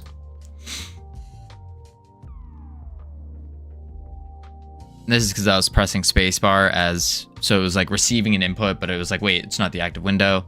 That's a normal error. We don't care about that.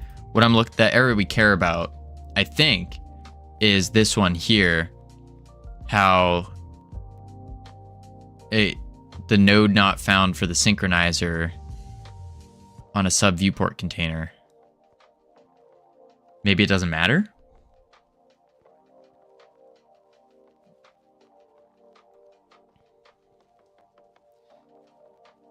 It's saying get node not found synchronizer.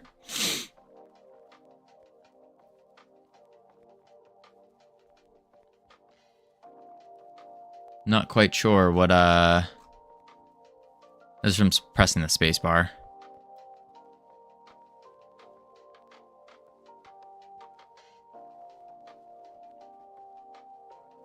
Maybe those errors don't mean anything.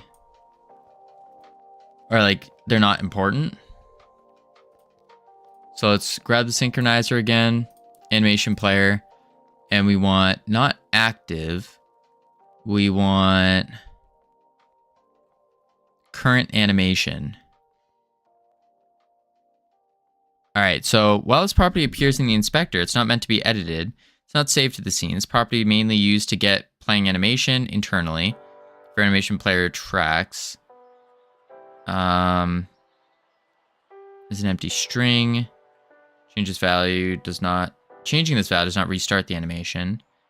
Okay, so that's what we want. Save.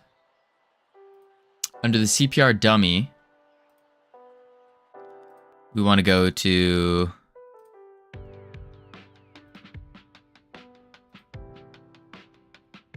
where is it? What? Here it is. Feedback text. And now it's not the text that we want. It is the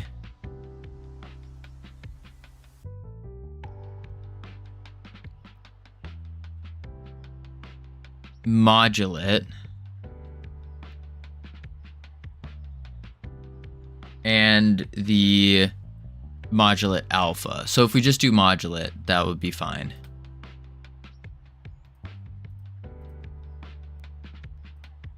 Feedback. And then we can say mod. I saw it for sure. Oh, there it is. Modulate. But to be honest, to do this property, you should simply have an RPC called for punch dummy that handles everything. What do you mean by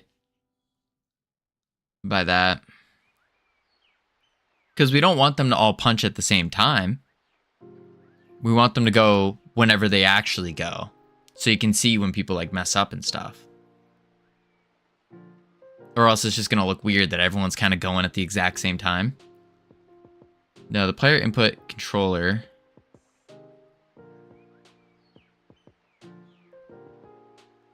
Like if we do the RPC call, wouldn't it look like you're talking about the animation still? So wouldn't it look like everyone but you have the exact same animations? So these are all the same animation going off at the same time?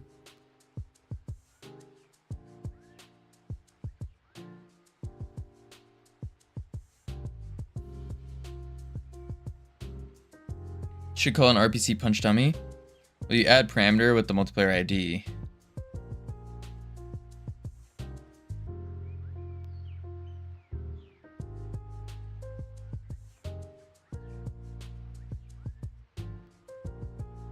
So we add an RPC punch dummy or like CPR press or whatever, and with an argument of the multiplayer ID, and then we're just saying if multiplayer ID equals unique ID, then trigger it. So if punch dummy does its thing, it should play animation trigger. Oh, and because it's an RPC, it's gonna happen on everyone. That makes sense. So that basically just saves us from having to synchronize everything. I understand that. Okay. And this would be on the player controller, wouldn't it? Which we have here. Instead of having 20 synchronizers, you have one RPC. Right. Which, really, I just need to make this an RPC. Because this sets the BPM feedback. It does everything else.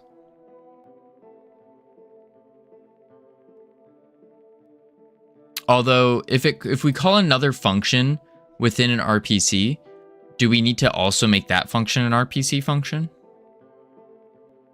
Kind of, you need to have the input part outside of RPC. Ew.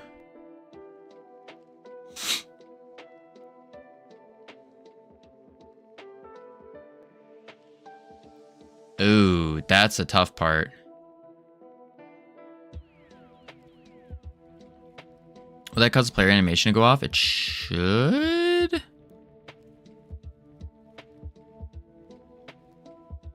Yes. Because BPM feedback is the one that does the animation. Ooh, but...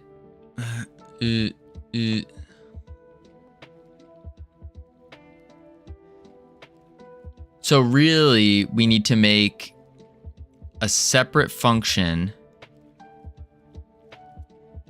that will do BPM feedback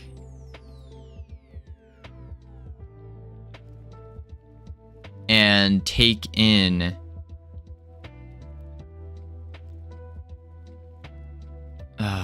basically it splits here. This is one function, and then this would be another. Well, no, because we don't care about the physics process for RPC.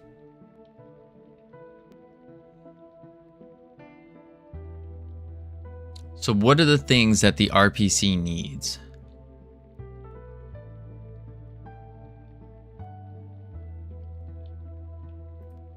Well, we should be able to actually just do BPM feedback is the RPC. Because that handles the text and the animation.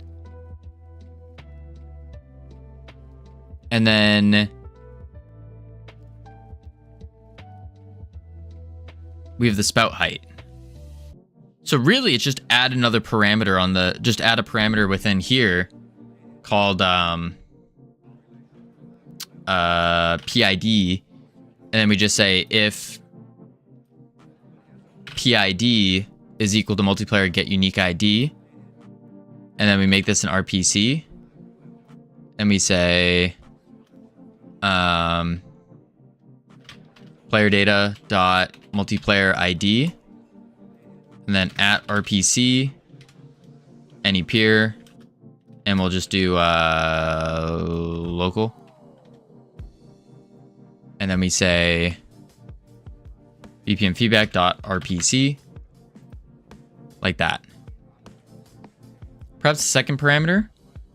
No, you want the BPM feedback for every PID just to match it to the current player data.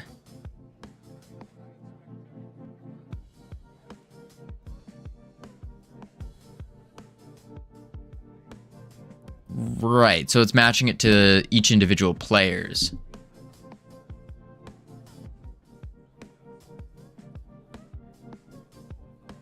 But that's on pressed. Oh, my poor dog wants to come inside. I cannot let him.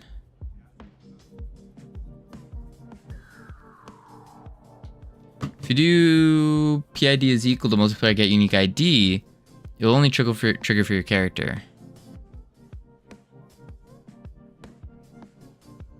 If PID is equal, yeah, that's what we have here. Oh, but we want it. It'll only trigger for your character. Ah. Okay. So then, how would we set it up? If you want to trigger for all characters, you want to trigger for all characters, but for the correct character. Right. Right. So we need to loop through. If PID is equal to multiplayer or player data multiplayer ID. Well, isn't the player data multiplayer ID the same thing? Oh, it's a saved instance of it, I guess. Dot multiplayer ID.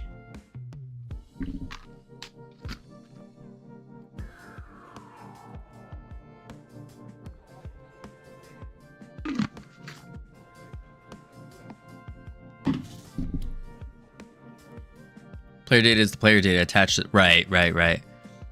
But the get multiplayer dot unique ID is the same as the player data's. Like, that's what we're saving to the player data.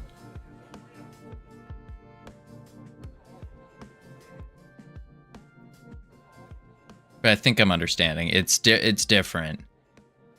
Because then it's going to call that on everyone. As compared to going through their player data. Yeah. Yeah. So this should do our BPM feedback. I'd add a BPM parameter. Why would you do that?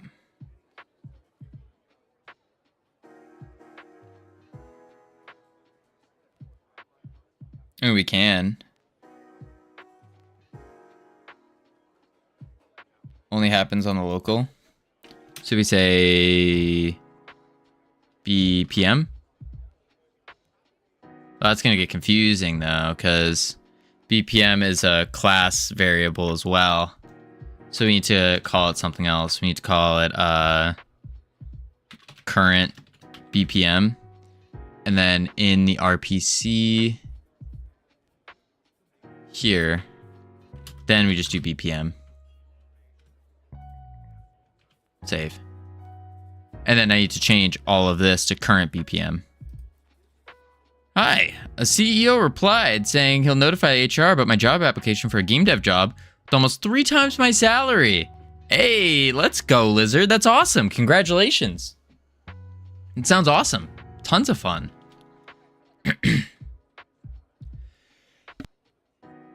Whew. All right, so everything that says BPM needs to be changed to current BPM. Yep. There we go. Yeah, let's go. Scariest part is I kinda technically did get the job before. What do you mean? You got the job before?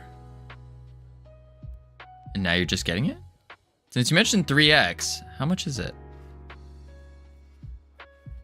You take your average salary, and you can kind of guess. It would be around, my guesstimate is like 150 USD. You want to hire me? The thing stopped last time is the position disappearing entirely. Oh, interesting. Lupo swoops in, steals the job. No, it's looking for group for sure. Let's freaking go.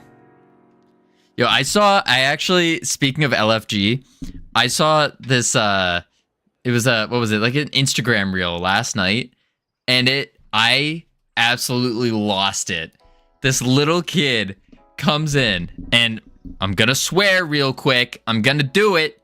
This little kid comes in, he goes, Dad, I got a fucking samurai sword.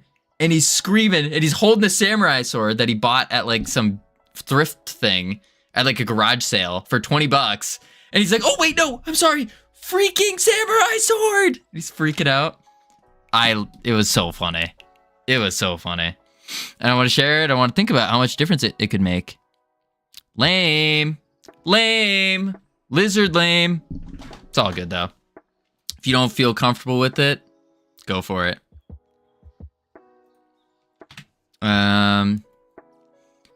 Let's see.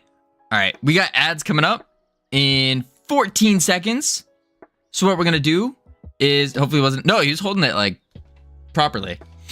It would make 3 times the difference if you think about it.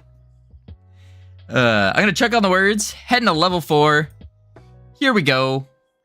Boom, boom, bop, boom, continue. And then I gotta go let my dog in. And when I get back, let's go. See, lizard, that is awesome. That's phenomenal. I think, personally, far too much. Like, people kind of get scared of money numbers. But at the same time, the more we talk about it, the less weird it becomes. And the better it, like, the more informed everyone else gets with it. I think it's a good thing to talk about. That's also part of the reason why I'm so open about how much we're making on Twitch. But I will be right back real quick. I have to go let my dog in. And then when I return, we're doing the RPCs. Boop.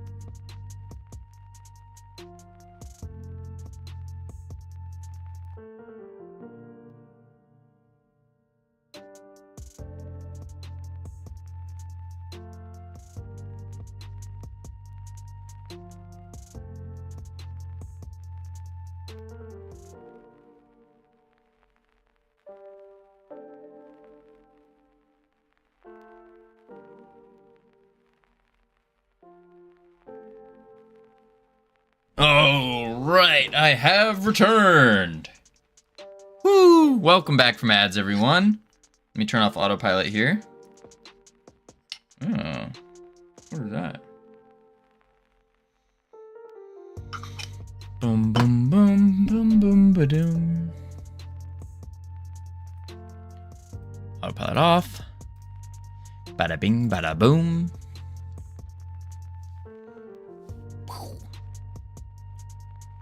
Okay. Let's finish out this words and then we're gonna get to some beautiful things.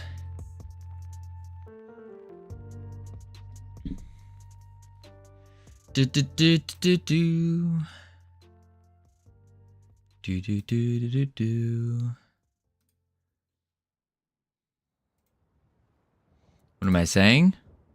I don't know. What are you saying?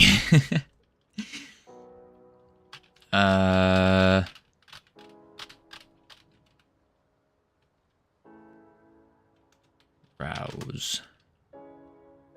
Oh.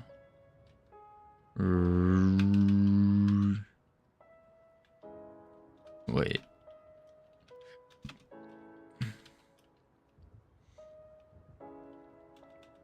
Yeah, well, not too shabby. All right, let's turn the words off. Bada bing, bada boom. And now back to the beautiful RPCs. RPC. So what we need to do is we need to, let's think. Use the brain juices. I dread if my heart can handle continued success in this job app. What if I literally die if I get the offer? Listen, you'll be fine. You'll be fine. Disable the label synchronizer. In the end, oh, true. I almost forgot about those. Let's just delete them. Bloop. And we want to keep the water one though. Although I do want to add one more property to the water. And I think we wanted to do the process mode. You should handle water and RPC as well? Gotcha. Just missed like 2 weeks of streams. Espresso, where have you been? What have you been doing? How dare you? We've been missing you so much, Espresso. Just whew. But we're doing good. I'm doing good. Multiplayer, yes, multiplayer. That is what we're doing. Oh, Espresso, you're gonna love what the game looks like now. It's coming out pretty good. I don't want to toot my own horn here. It's not bad. It's not bad. All right, let's see here.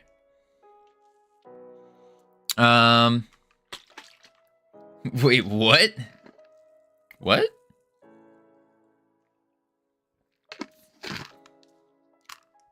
So how do we do? Oh, it seems I'm not the only one who has multiplayer in my head. Yeah, reminds me of developers. Yeah, that's exactly what I'm thinking of whenever I say that. I'm thinking of the developers. Only multiplayer. Are you really doing multiplayer or couch co-op? Weasel, multiplayer. That's what this has all been about. Multiplayer.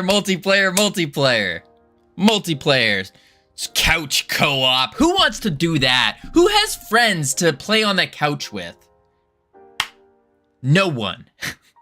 So we're doing multiplayer. All right. How do we get the spout height stuff? Because the spouts themselves are the ones doing it. Oh? Steam remote players maybe. Okay, that's fair. They changed to dictionary comprehension in Python. What does that mean? Fixed it. Oh, nice. Just do the same place you did for the previous RPC in the player controller. So this is what's happening here. This is what's actually setting the spout height. So, You used to have to do list comprehension to get key value pairs, then cast a dictionary. Oh. I'm actually kind of shocked. I understood quite a few of those words. Look at me go. Doing updates about height. Gotcha.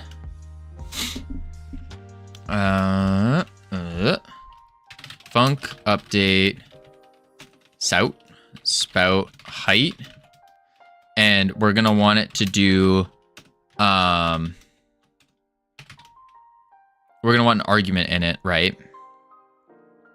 We're gonna want an argument of the gotta go. Wish you the best stream. See you later, Banana. Appreciate you being here. Have a great day. Good luck on the game. Making Pong. Is it possible to do multiplayer server in Godot? Oh, most certainly.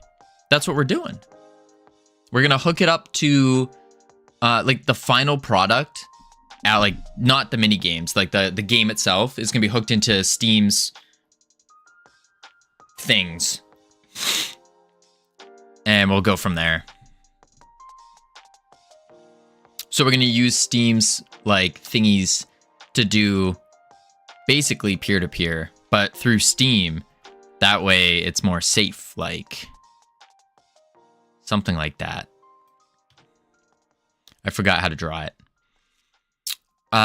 So update spout height. Steam has nightmares too. Steam's thingies. Steam's thingies. Yeah, I guess Steam might have nightmares. Maybe. Potentially.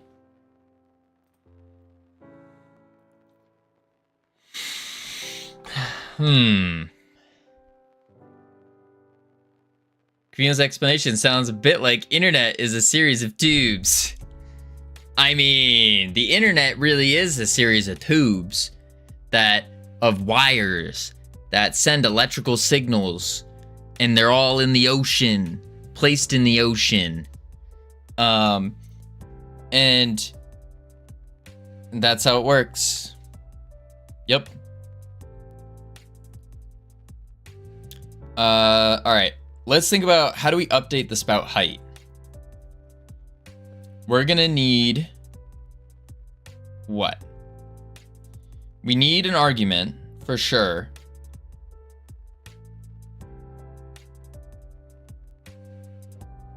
I guess we could do if PID equals player data to start off. Tubular.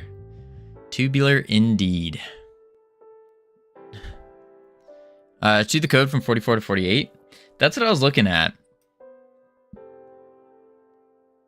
Well, 43 to 48, right?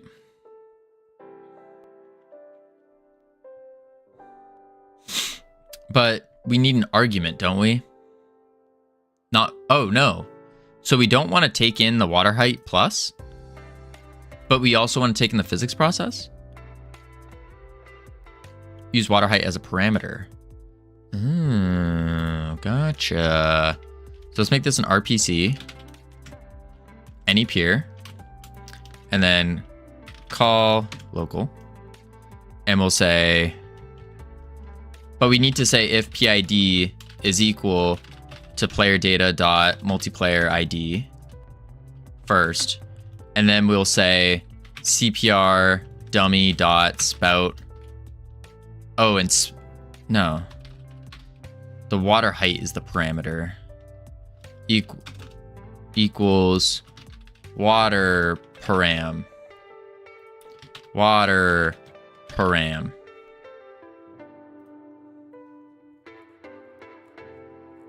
Oh, we need to take in PID, of course.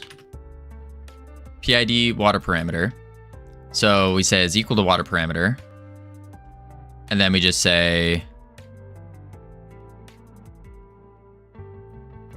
this.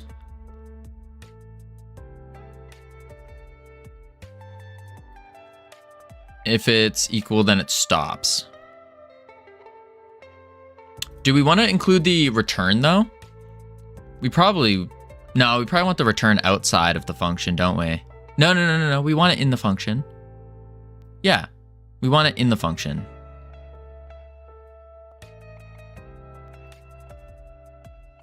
So we can Oh, wait, no. Cut this. Paste it. Shift tab, tab, tab. Boom. Delete you.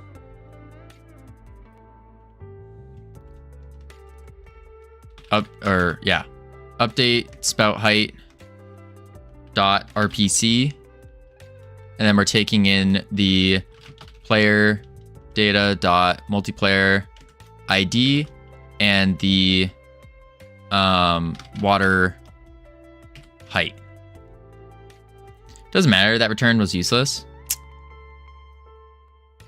Good point.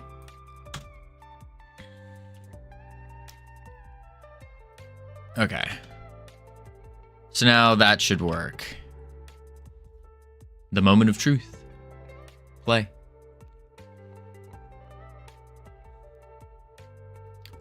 Ooh. Boom. And then this is for espresso. Check this out. Boom. Host. Host.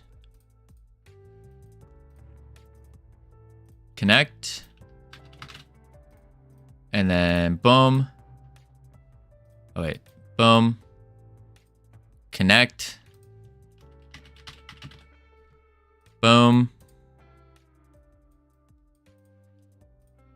Boom. And we'll do blah, blah. Boom. Ready? Ready? Ready?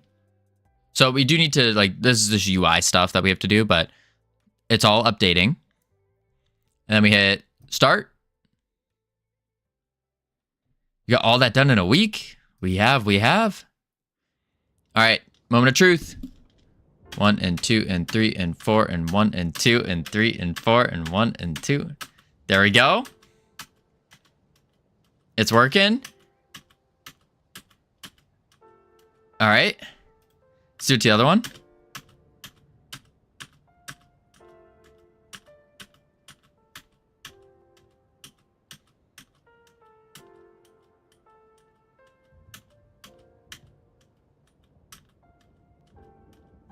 Okay.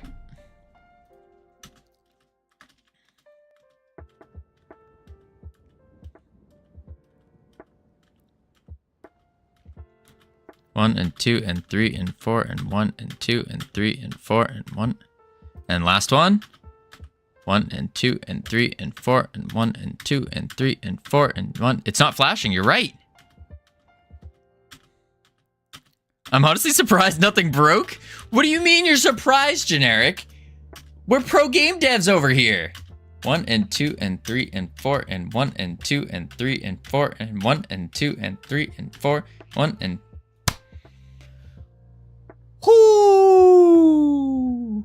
And now obviously... Oh, wait. Oh, wait. It updated the game over perfectly.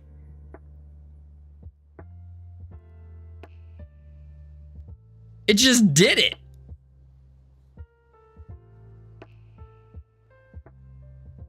That's dope.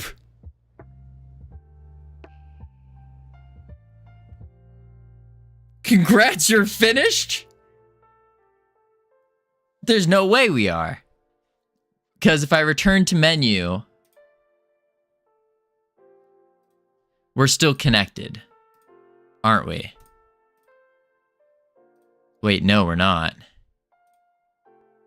Ah, we are. We are still connected. So we need to disconnect when we press the button.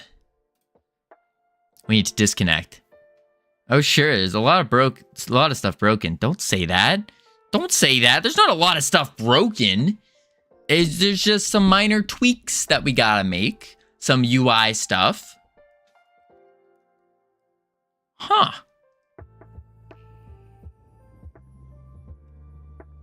I mean, I'm not gonna lie. Either way, congrats on your first multiplayer game. No, Generic, don't say that yet. We still gotta put it up on itch and see if it works. Like, with real people. Localhost it works, but we gotta see if it works as well. So we gotta clean it up. We gotta fix the disconnections, and go from there. Then you can congratulate everyone here. You can congratulate the team once we get that going. But no congratulations yet. There's still work to be done. Did we just make a multiplayer game? Not yet, Deep Space. We just got multiplayer functionality working.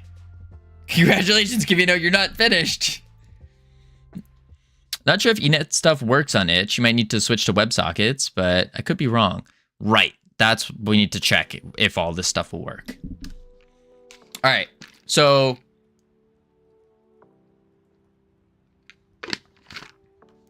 first thing we need to do is we need to go and say, if we hit the back button in multiplayer,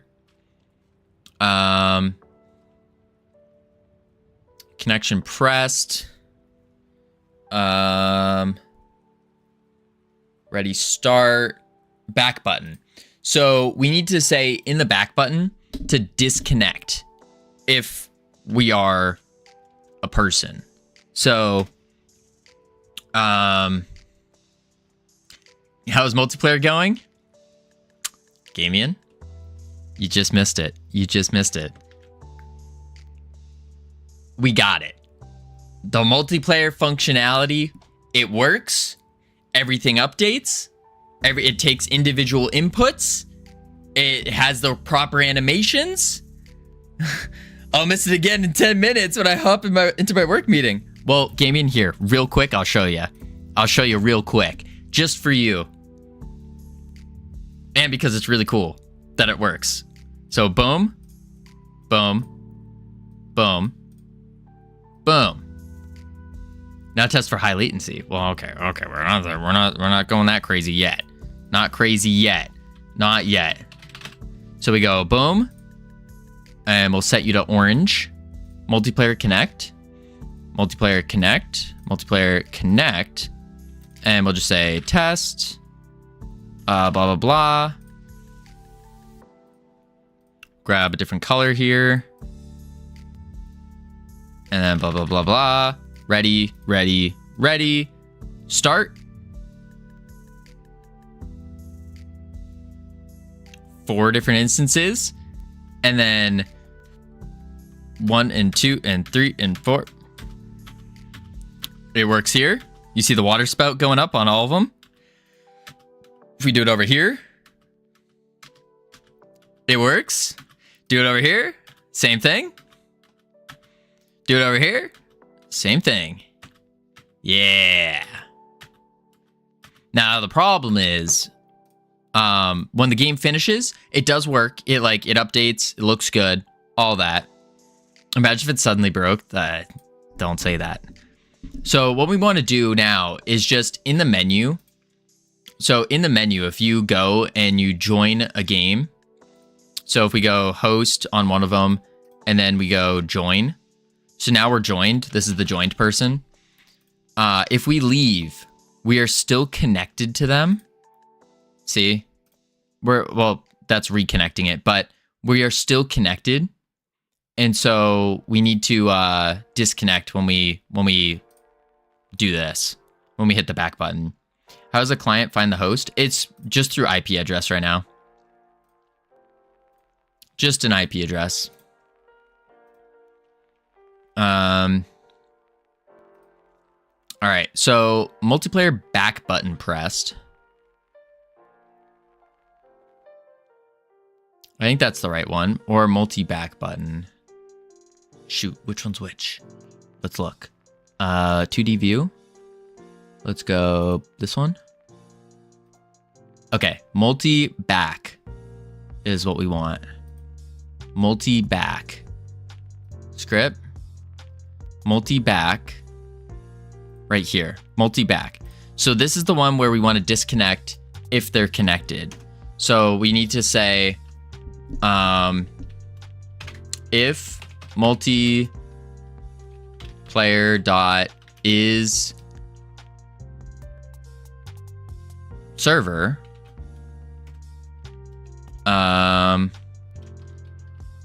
disconnect.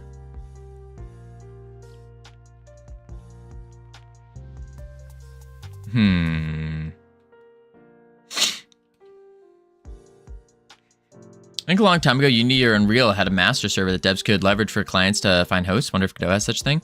I don't think they do, but Steam does. Steam has something, and that's what we're going to eventually connect it all to, is Steam. So just for the mini games, we're just going to keep them very, very basic and straightforward. So we want to disconnect the server. Steam being an absolute goat once again. Yeah, cool. I have experience with Steam, so maybe I could help. I would love your help. Absolutely. Absolutely. You won't be using IP addresses. Right. We definitely don't want to be doing that for the finalized game. Just for the multiplayer games, I figured that's the easiest route, so we don't have to like buy and start paying money and stuff. IP addresses are a terrific start and good for non-Steam play. Yeah. Yeah. We could even do something like a join code if we don't want to specifically have an IP address. And that join code would be basically it'd be the IP, but just a code, a random code. So you say, oh, enter code ABC123, which just points to the IP address. That could be something we could do just for the sake of stream. Yeah. So we need to figure out, how do we disconnect from the server? So we want to close the server down and we want to disconnect. Got to run to my meeting. Congrats again on multiplayer. Appreciate it. Have fun at your meeting. It's a big, big rung on the game dev ladder. Indeed. Indeed. It wasn't that bad so far. Knock on wood. Wasn't that bad. I think there's more fear circling around multiplayer. You probably need a server though, to point users to the host using the code. Take this with a grain of salt though. I've never touched multiplayer in my life. I think it's even easier, Espresso. Like, just logically, the way I'm thinking about it is, instead of saying local host, we would get the IP, but we would set it to we'd have a separate variable that would get it and set that to the variable. So we could do a randomized variable, such as ABC123, and it would just be the same thing as the IP. And so then people don't have to type in an IP. Instead, they just type in ABC123. So it should just be that easy, I would think. Meeting starts at 2, not 1. So I'll hang around after all. Hey, there we go. All right. If multiplayer is server, I don't think that's the proper thing. We want to close the server and disconnect everyone.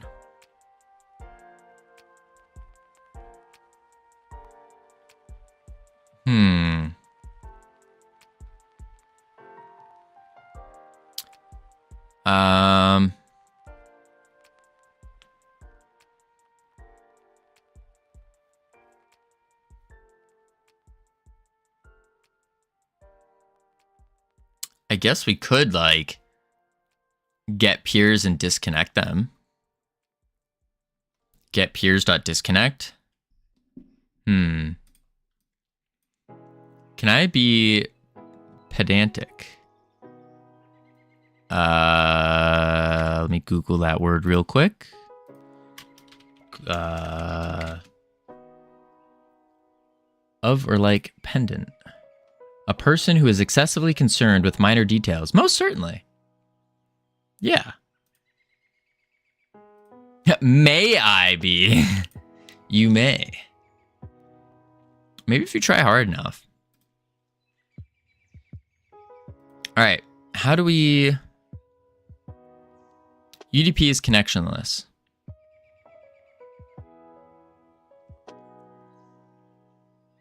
All right. So, what does that mean?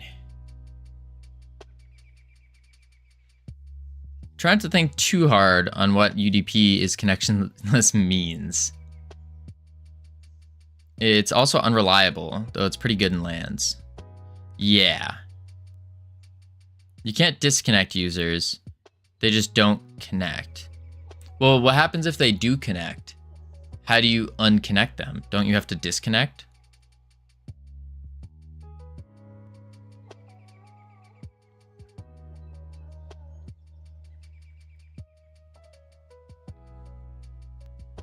Like, for example, if I say, if we go to connect and then I close it out, UDP is a connectionless service that doesn't care if the user is unreliable. In UDP, packets just show up at the door. Right, but you need to tell it what door to go to, right? Yeah, don't think too hard about it. Well, I have to think. Like I said, I was just being pedantic. So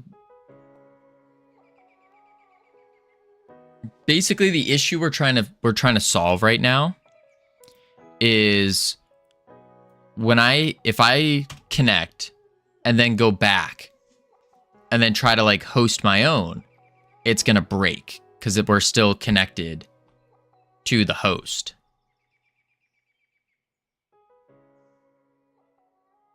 Yeah, so how would we stop sending the packets then?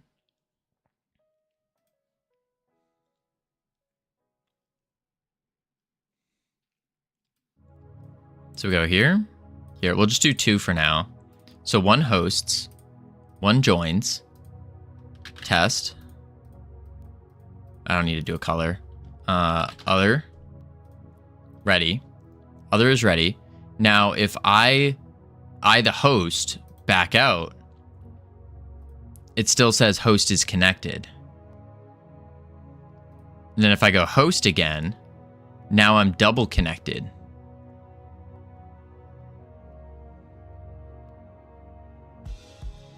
And then if I hit start, it's probably going to break. Yeah.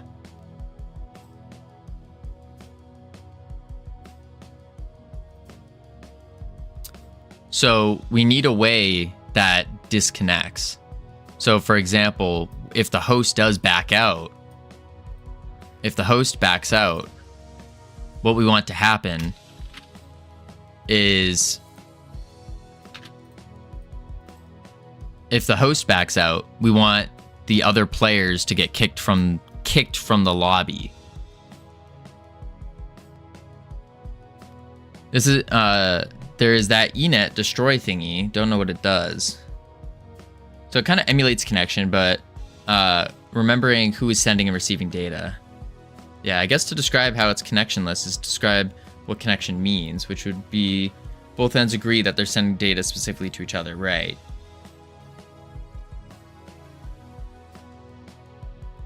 And then what happens if I disconnect here, it didn't disconnect. So I need to set that up. So on the back button, we just say if connection is peer, disconnect. That's an easy one. That one is just over here. And we just say if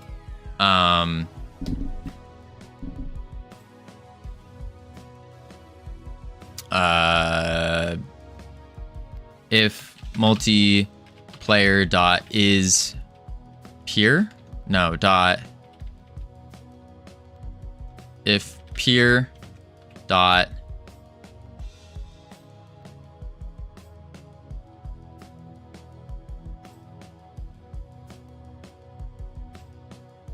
disconnect peer.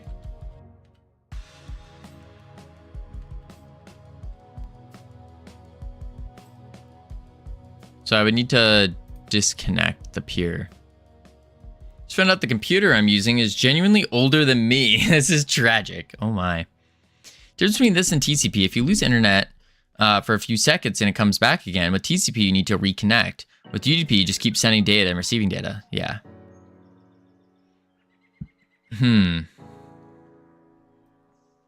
If multiplayer dot get peer is server multiplayer peer.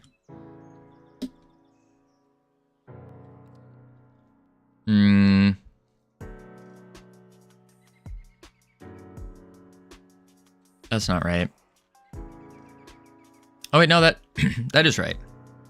So if we are a peer, then we just do disconnect multiplayer dot disconnect, and then I don't know what the signal is. Multiplayer dot peer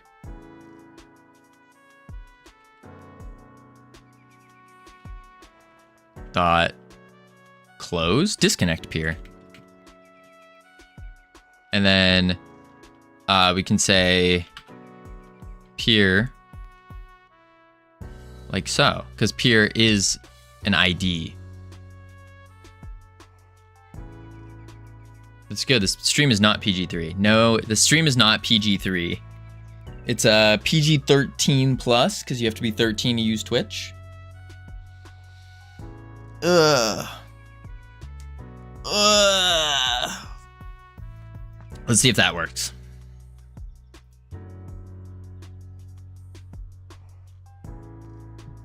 Boom. Host. Connect. Test. Oh, that wasn't the word test, but that's fine. Ready? Disconnect peer, enet player peer from object to int. So you need to say peer dot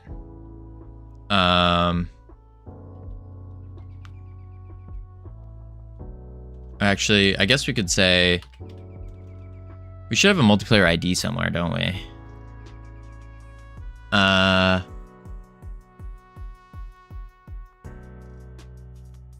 Which is the enet multiplayer peer.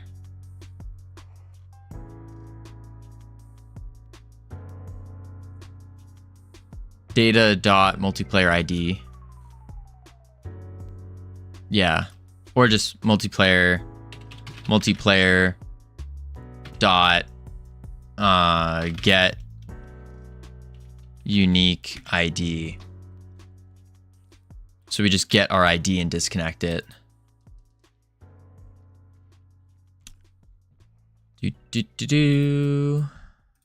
Host, join, test, ready, disconnect.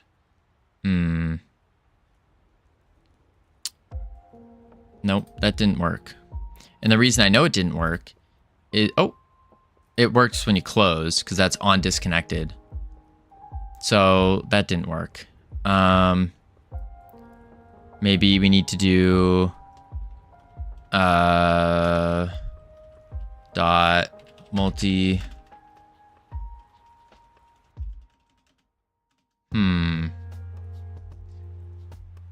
that sets peer to null.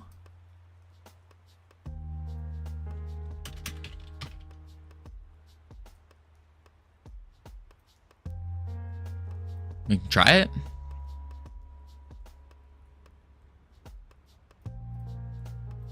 Multiplayer host, join, ready. Nah, that didn't work either. It just sets it to null. It doesn't disconnect it.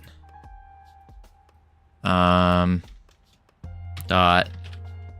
disconnect peer. We just need to find the peer as an int.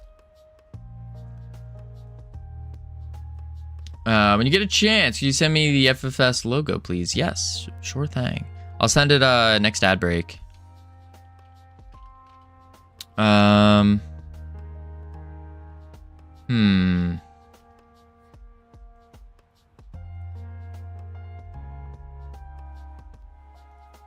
Disconnect peer.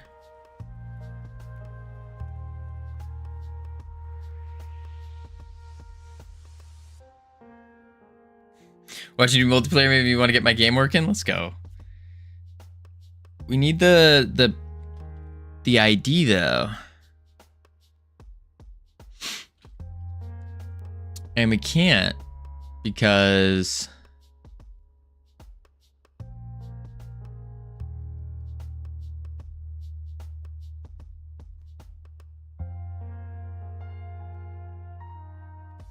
We can't say multiplayer ID.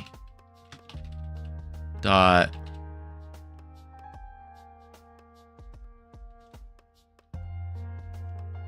Wait. Yeah, get unique ID.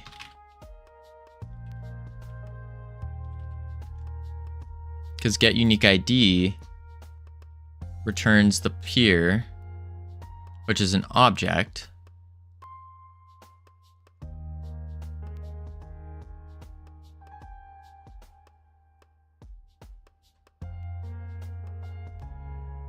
Returns the unique ID.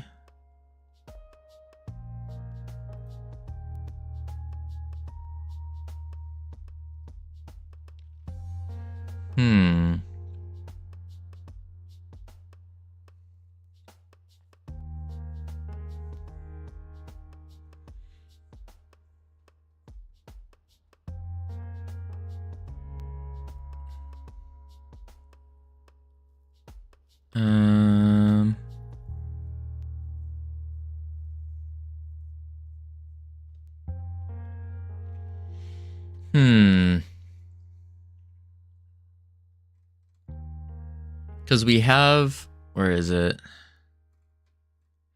Up here.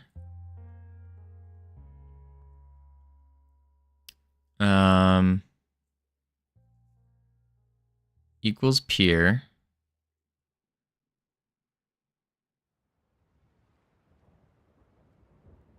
And then on multiplayer.peer disconnected. Multiplayer dot, maybe it's not multiplayer peer. Multiplayer dot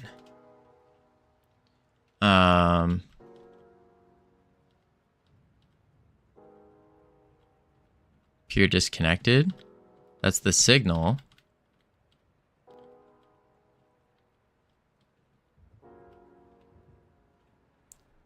Disconnect. Signal.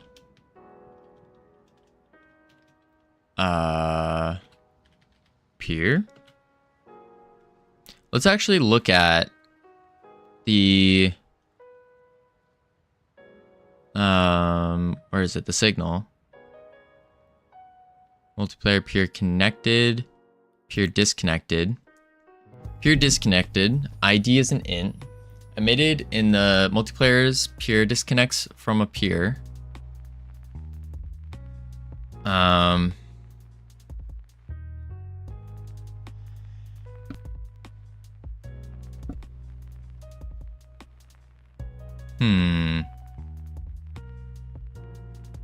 Same, now I want to break my laziness streak. Let's do it. Do it, Espresso.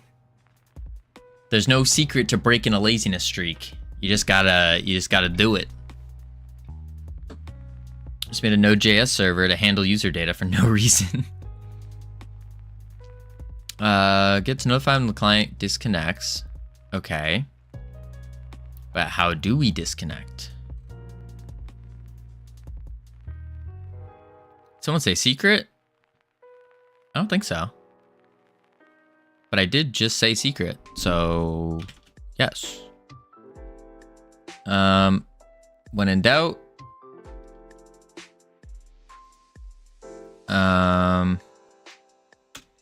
we ask Grok.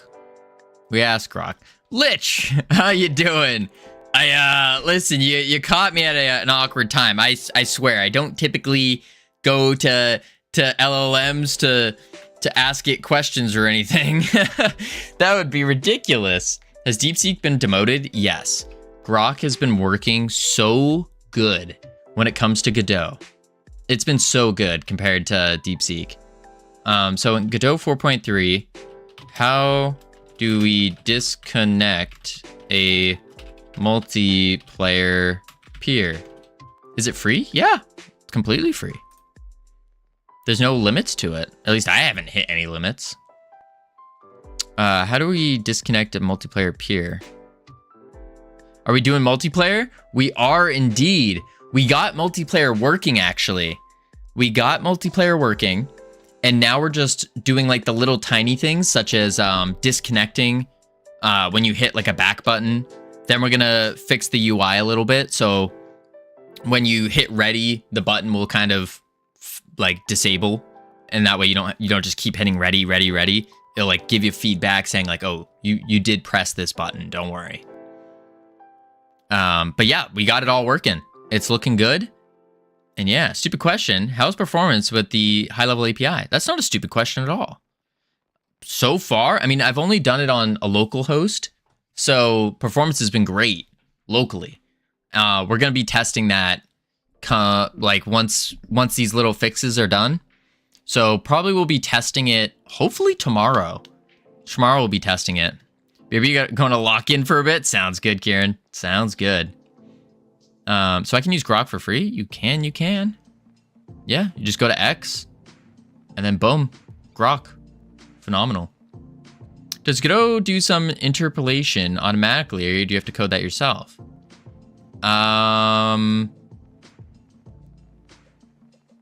What do you mean by interpolation? Just so you know, a little background about me.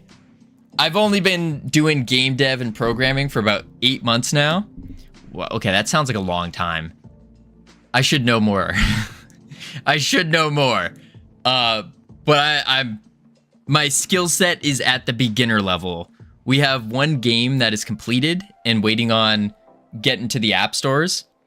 And this is our second ever game. Second commercial game. So what kind of interpolation are you talking about? Tempted to redeem Playvier's game, but also don't want to take you off your streak of getting things done. I mean, once we get this done, feel free. Feel free. I have 48,000. Holy moly. If the peer sends movement packet, but there's a delay because of internet, packets only come in every 50 milliseconds. They would just teleport. It would look bad. So the interpolation between packets to make it smooth. Oh, I see what you're saying. I'm not sure if they do that already. Yeah, I'm not quite sure. I mean, again, I've only done it on localhost so far, so it's like there's no lag. I'm gonna assume it does. They do have a node called the synchronizer. This is the spawner, but there's a synchronizer node. Where did I put it? It's in one of these. It's somewhere. There's a synchronizer node that kind of does that for you. And that seems to be working pretty well. I don't know where it went. I think we might have deleted it and then... Oh no, here it is. Synchronizer. So they have a synchronizer node and you can like synchronize different properties and stuff. So like we have a text and that doesn't lag. So I'm not quite sure. Beginner level, having a published game makes you leagues ahead of most people? Nah, Lizard, not at all. Because it doesn't, like, full honesty, as always, it doesn't take that much skill to release a game. Really, the biggest hurdle with releasing a game is just your mental game. That's really what it is. Time and time again, I see developers who know way more than me that don't have a released game, and that's purely because they're like, they just haven't released it. They haven't pressed the release button. They're getting in their head too much about it. That's really it. And like our released game, is it good? No. So sync node does movement. Yes. You don't need to send it to yourself. That's cool. Yeah. The sync node will do positions and will do the lerp for the position as well, the linear interpolation. But yeah, no, it doesn't make you leagues ahead. It's really just a mental game. That's all it is. 8 months is really good for what you've done. I've technically been doing it for a year plus, and I know nothing. This is actually really motivational. Can't lie. See, you did know what interpolation was. Yeah, I guess so. Yeah, but I mean, also Espresso, you do have to remember, 8 months, I've been doing it 8 months every single day for, on average, let's say 5 hours a day, because we take away some redeems and whatnot. I'm not counting the 24 hours, not counting the 48 hour, not counting the birthday stream, that kind of stuff. So hours, like time-wise, in the engine itself, it's quite a lot. Quite a lot. I think I have at least... I have to have had at least 500 hours in Godot so far. Roughly 1,200 hours of game dev. Wait, who, me? I have 1,200 hours? Yikes. That's a lot. So the sync node does the movement. Yeah, I read that one. I once tried to implement multiplayer myself, but the whole interpolation premonition things got way too complex, way too fast, so I gave up. Ah, interesting to see how an engine does it. Oh, do you not use an engine lich? Yes, you. Oh, I do? I have 1,200 hours of game dev.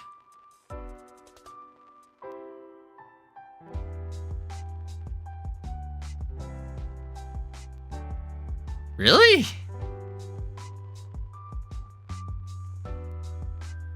That's beginner numbers. That's beginner numbers.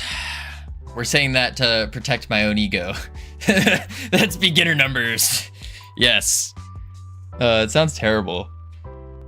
Nah.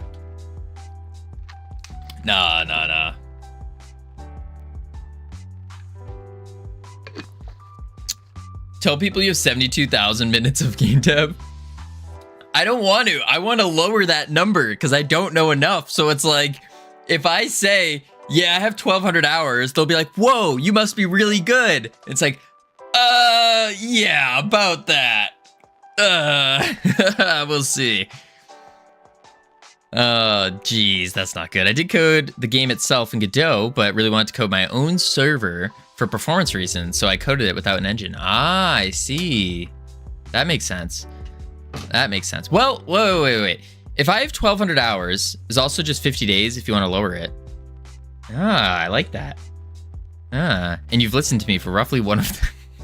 I've listened to more than that. More than that. Okay. Well, if we take the what is it, like the rule of 10,000, I think it's a rule. 10,000 hours equals mastery. 100 hours is like noob status. And anything below 100 hours is like you don't know what you're doing. And so then 1,000 hours is just like you hit beginner level. Right? And then 10,000 is like you're a master, right? I'm like noob plus plus. Wait, hang on. Rule of 10, 1, 2, 3. 10,000. Okay, here it is. But it's also the quality of the practice. That's true. My quality has not been very high. Debunking the 10,000 hour rule. 10,000 hours, blah, blah, blah. All practice isn't equal, correct. But there was like a thing where it was like, anyone can become an expert in any given area by putting in the time. I mean, deliberate time, yeah. I don't know. I really like that 10,000 hours thing. It discourages people from trying, and people who reach there do it because of their job, not because of dedication. See, it does the opposite for me. It's like, to an extent, it's more of a, for me, it's more of like a solid rule of thumb. Because the big part is it has to be like perfect practice. Like you have to be in the weeds doing the thing. And so if I'm not doing the thing, then that doesn't count towards the 10,000 hours. And judging that is very difficult. Very difficult. But for me, that kind of, it gives me a basic view almost. I don't know how to explain it. It doesn't discourage me though. Definitely doesn't do that. Probably have about 50 hours considering that. Yeah, considering that, I probably have like maybe 100 hours out of the 1,000. Maybe. Because I've been very inefficient. All right, let's look into disconnecting now. I feel like I've spent about 10,000 hours on recast in the last 2 days. Woo! 1,100 hours spent dilly-dallying. Yeah, about there. About there. I think so. All right, multiplayer peer in Godot represents a network connection, such as a client connecting blah, blah, blah, Ethernet or WebSocket. So you can do WebSocket as well. You need to call the appropriate disconnection method. So we do multiplayer peer. We did this. Disconnection method. Provided the following peer class. It's literally close connection.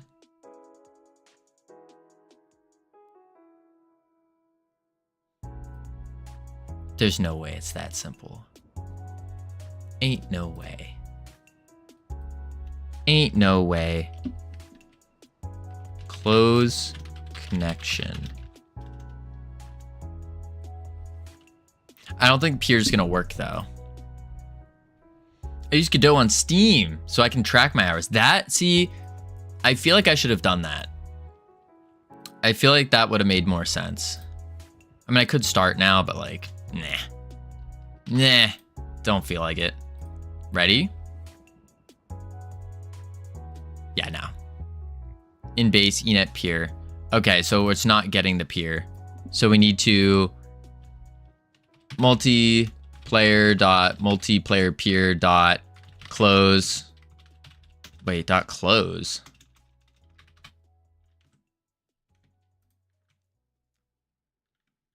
Oh. Just dot close. It's pretty cool. You get automatic updates, seeing the numbers piling up. Yeah, that does seem pretty cool, actually. Like tracking your dev hours and stuff by doing that. I think it's neat. A neat thing to look at. Because I do like seeing when, for example, you see someone and they have like 1,000 hours in A Sprite or something. And you're like, whoa, that's pretty cool. Oh! That worked! It disconnected. Connect. Disconnect. Connect. Disconnect. There we go. There we go. Is one hoop to jump through, which I don't really want to add. Yeah, I could see that. Sweet. We got the disconnection.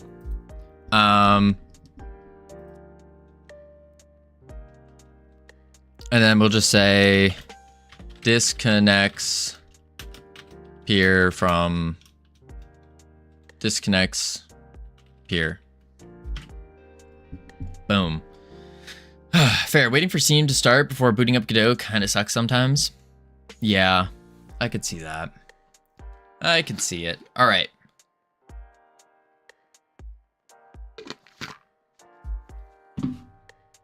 Now we need the quit button. So the next one is in our game here, return to menu. Return to menu pressed. We are clearing our player data.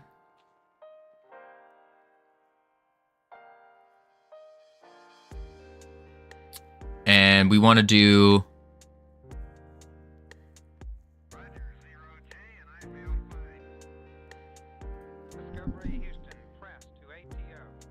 we could just say if multiplayer peer peer dot close. And now that would close it.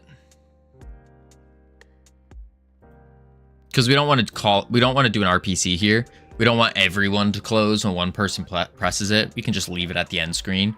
So if someone wants to like flex, they can be like, oh, look at me. And everyone else leaves.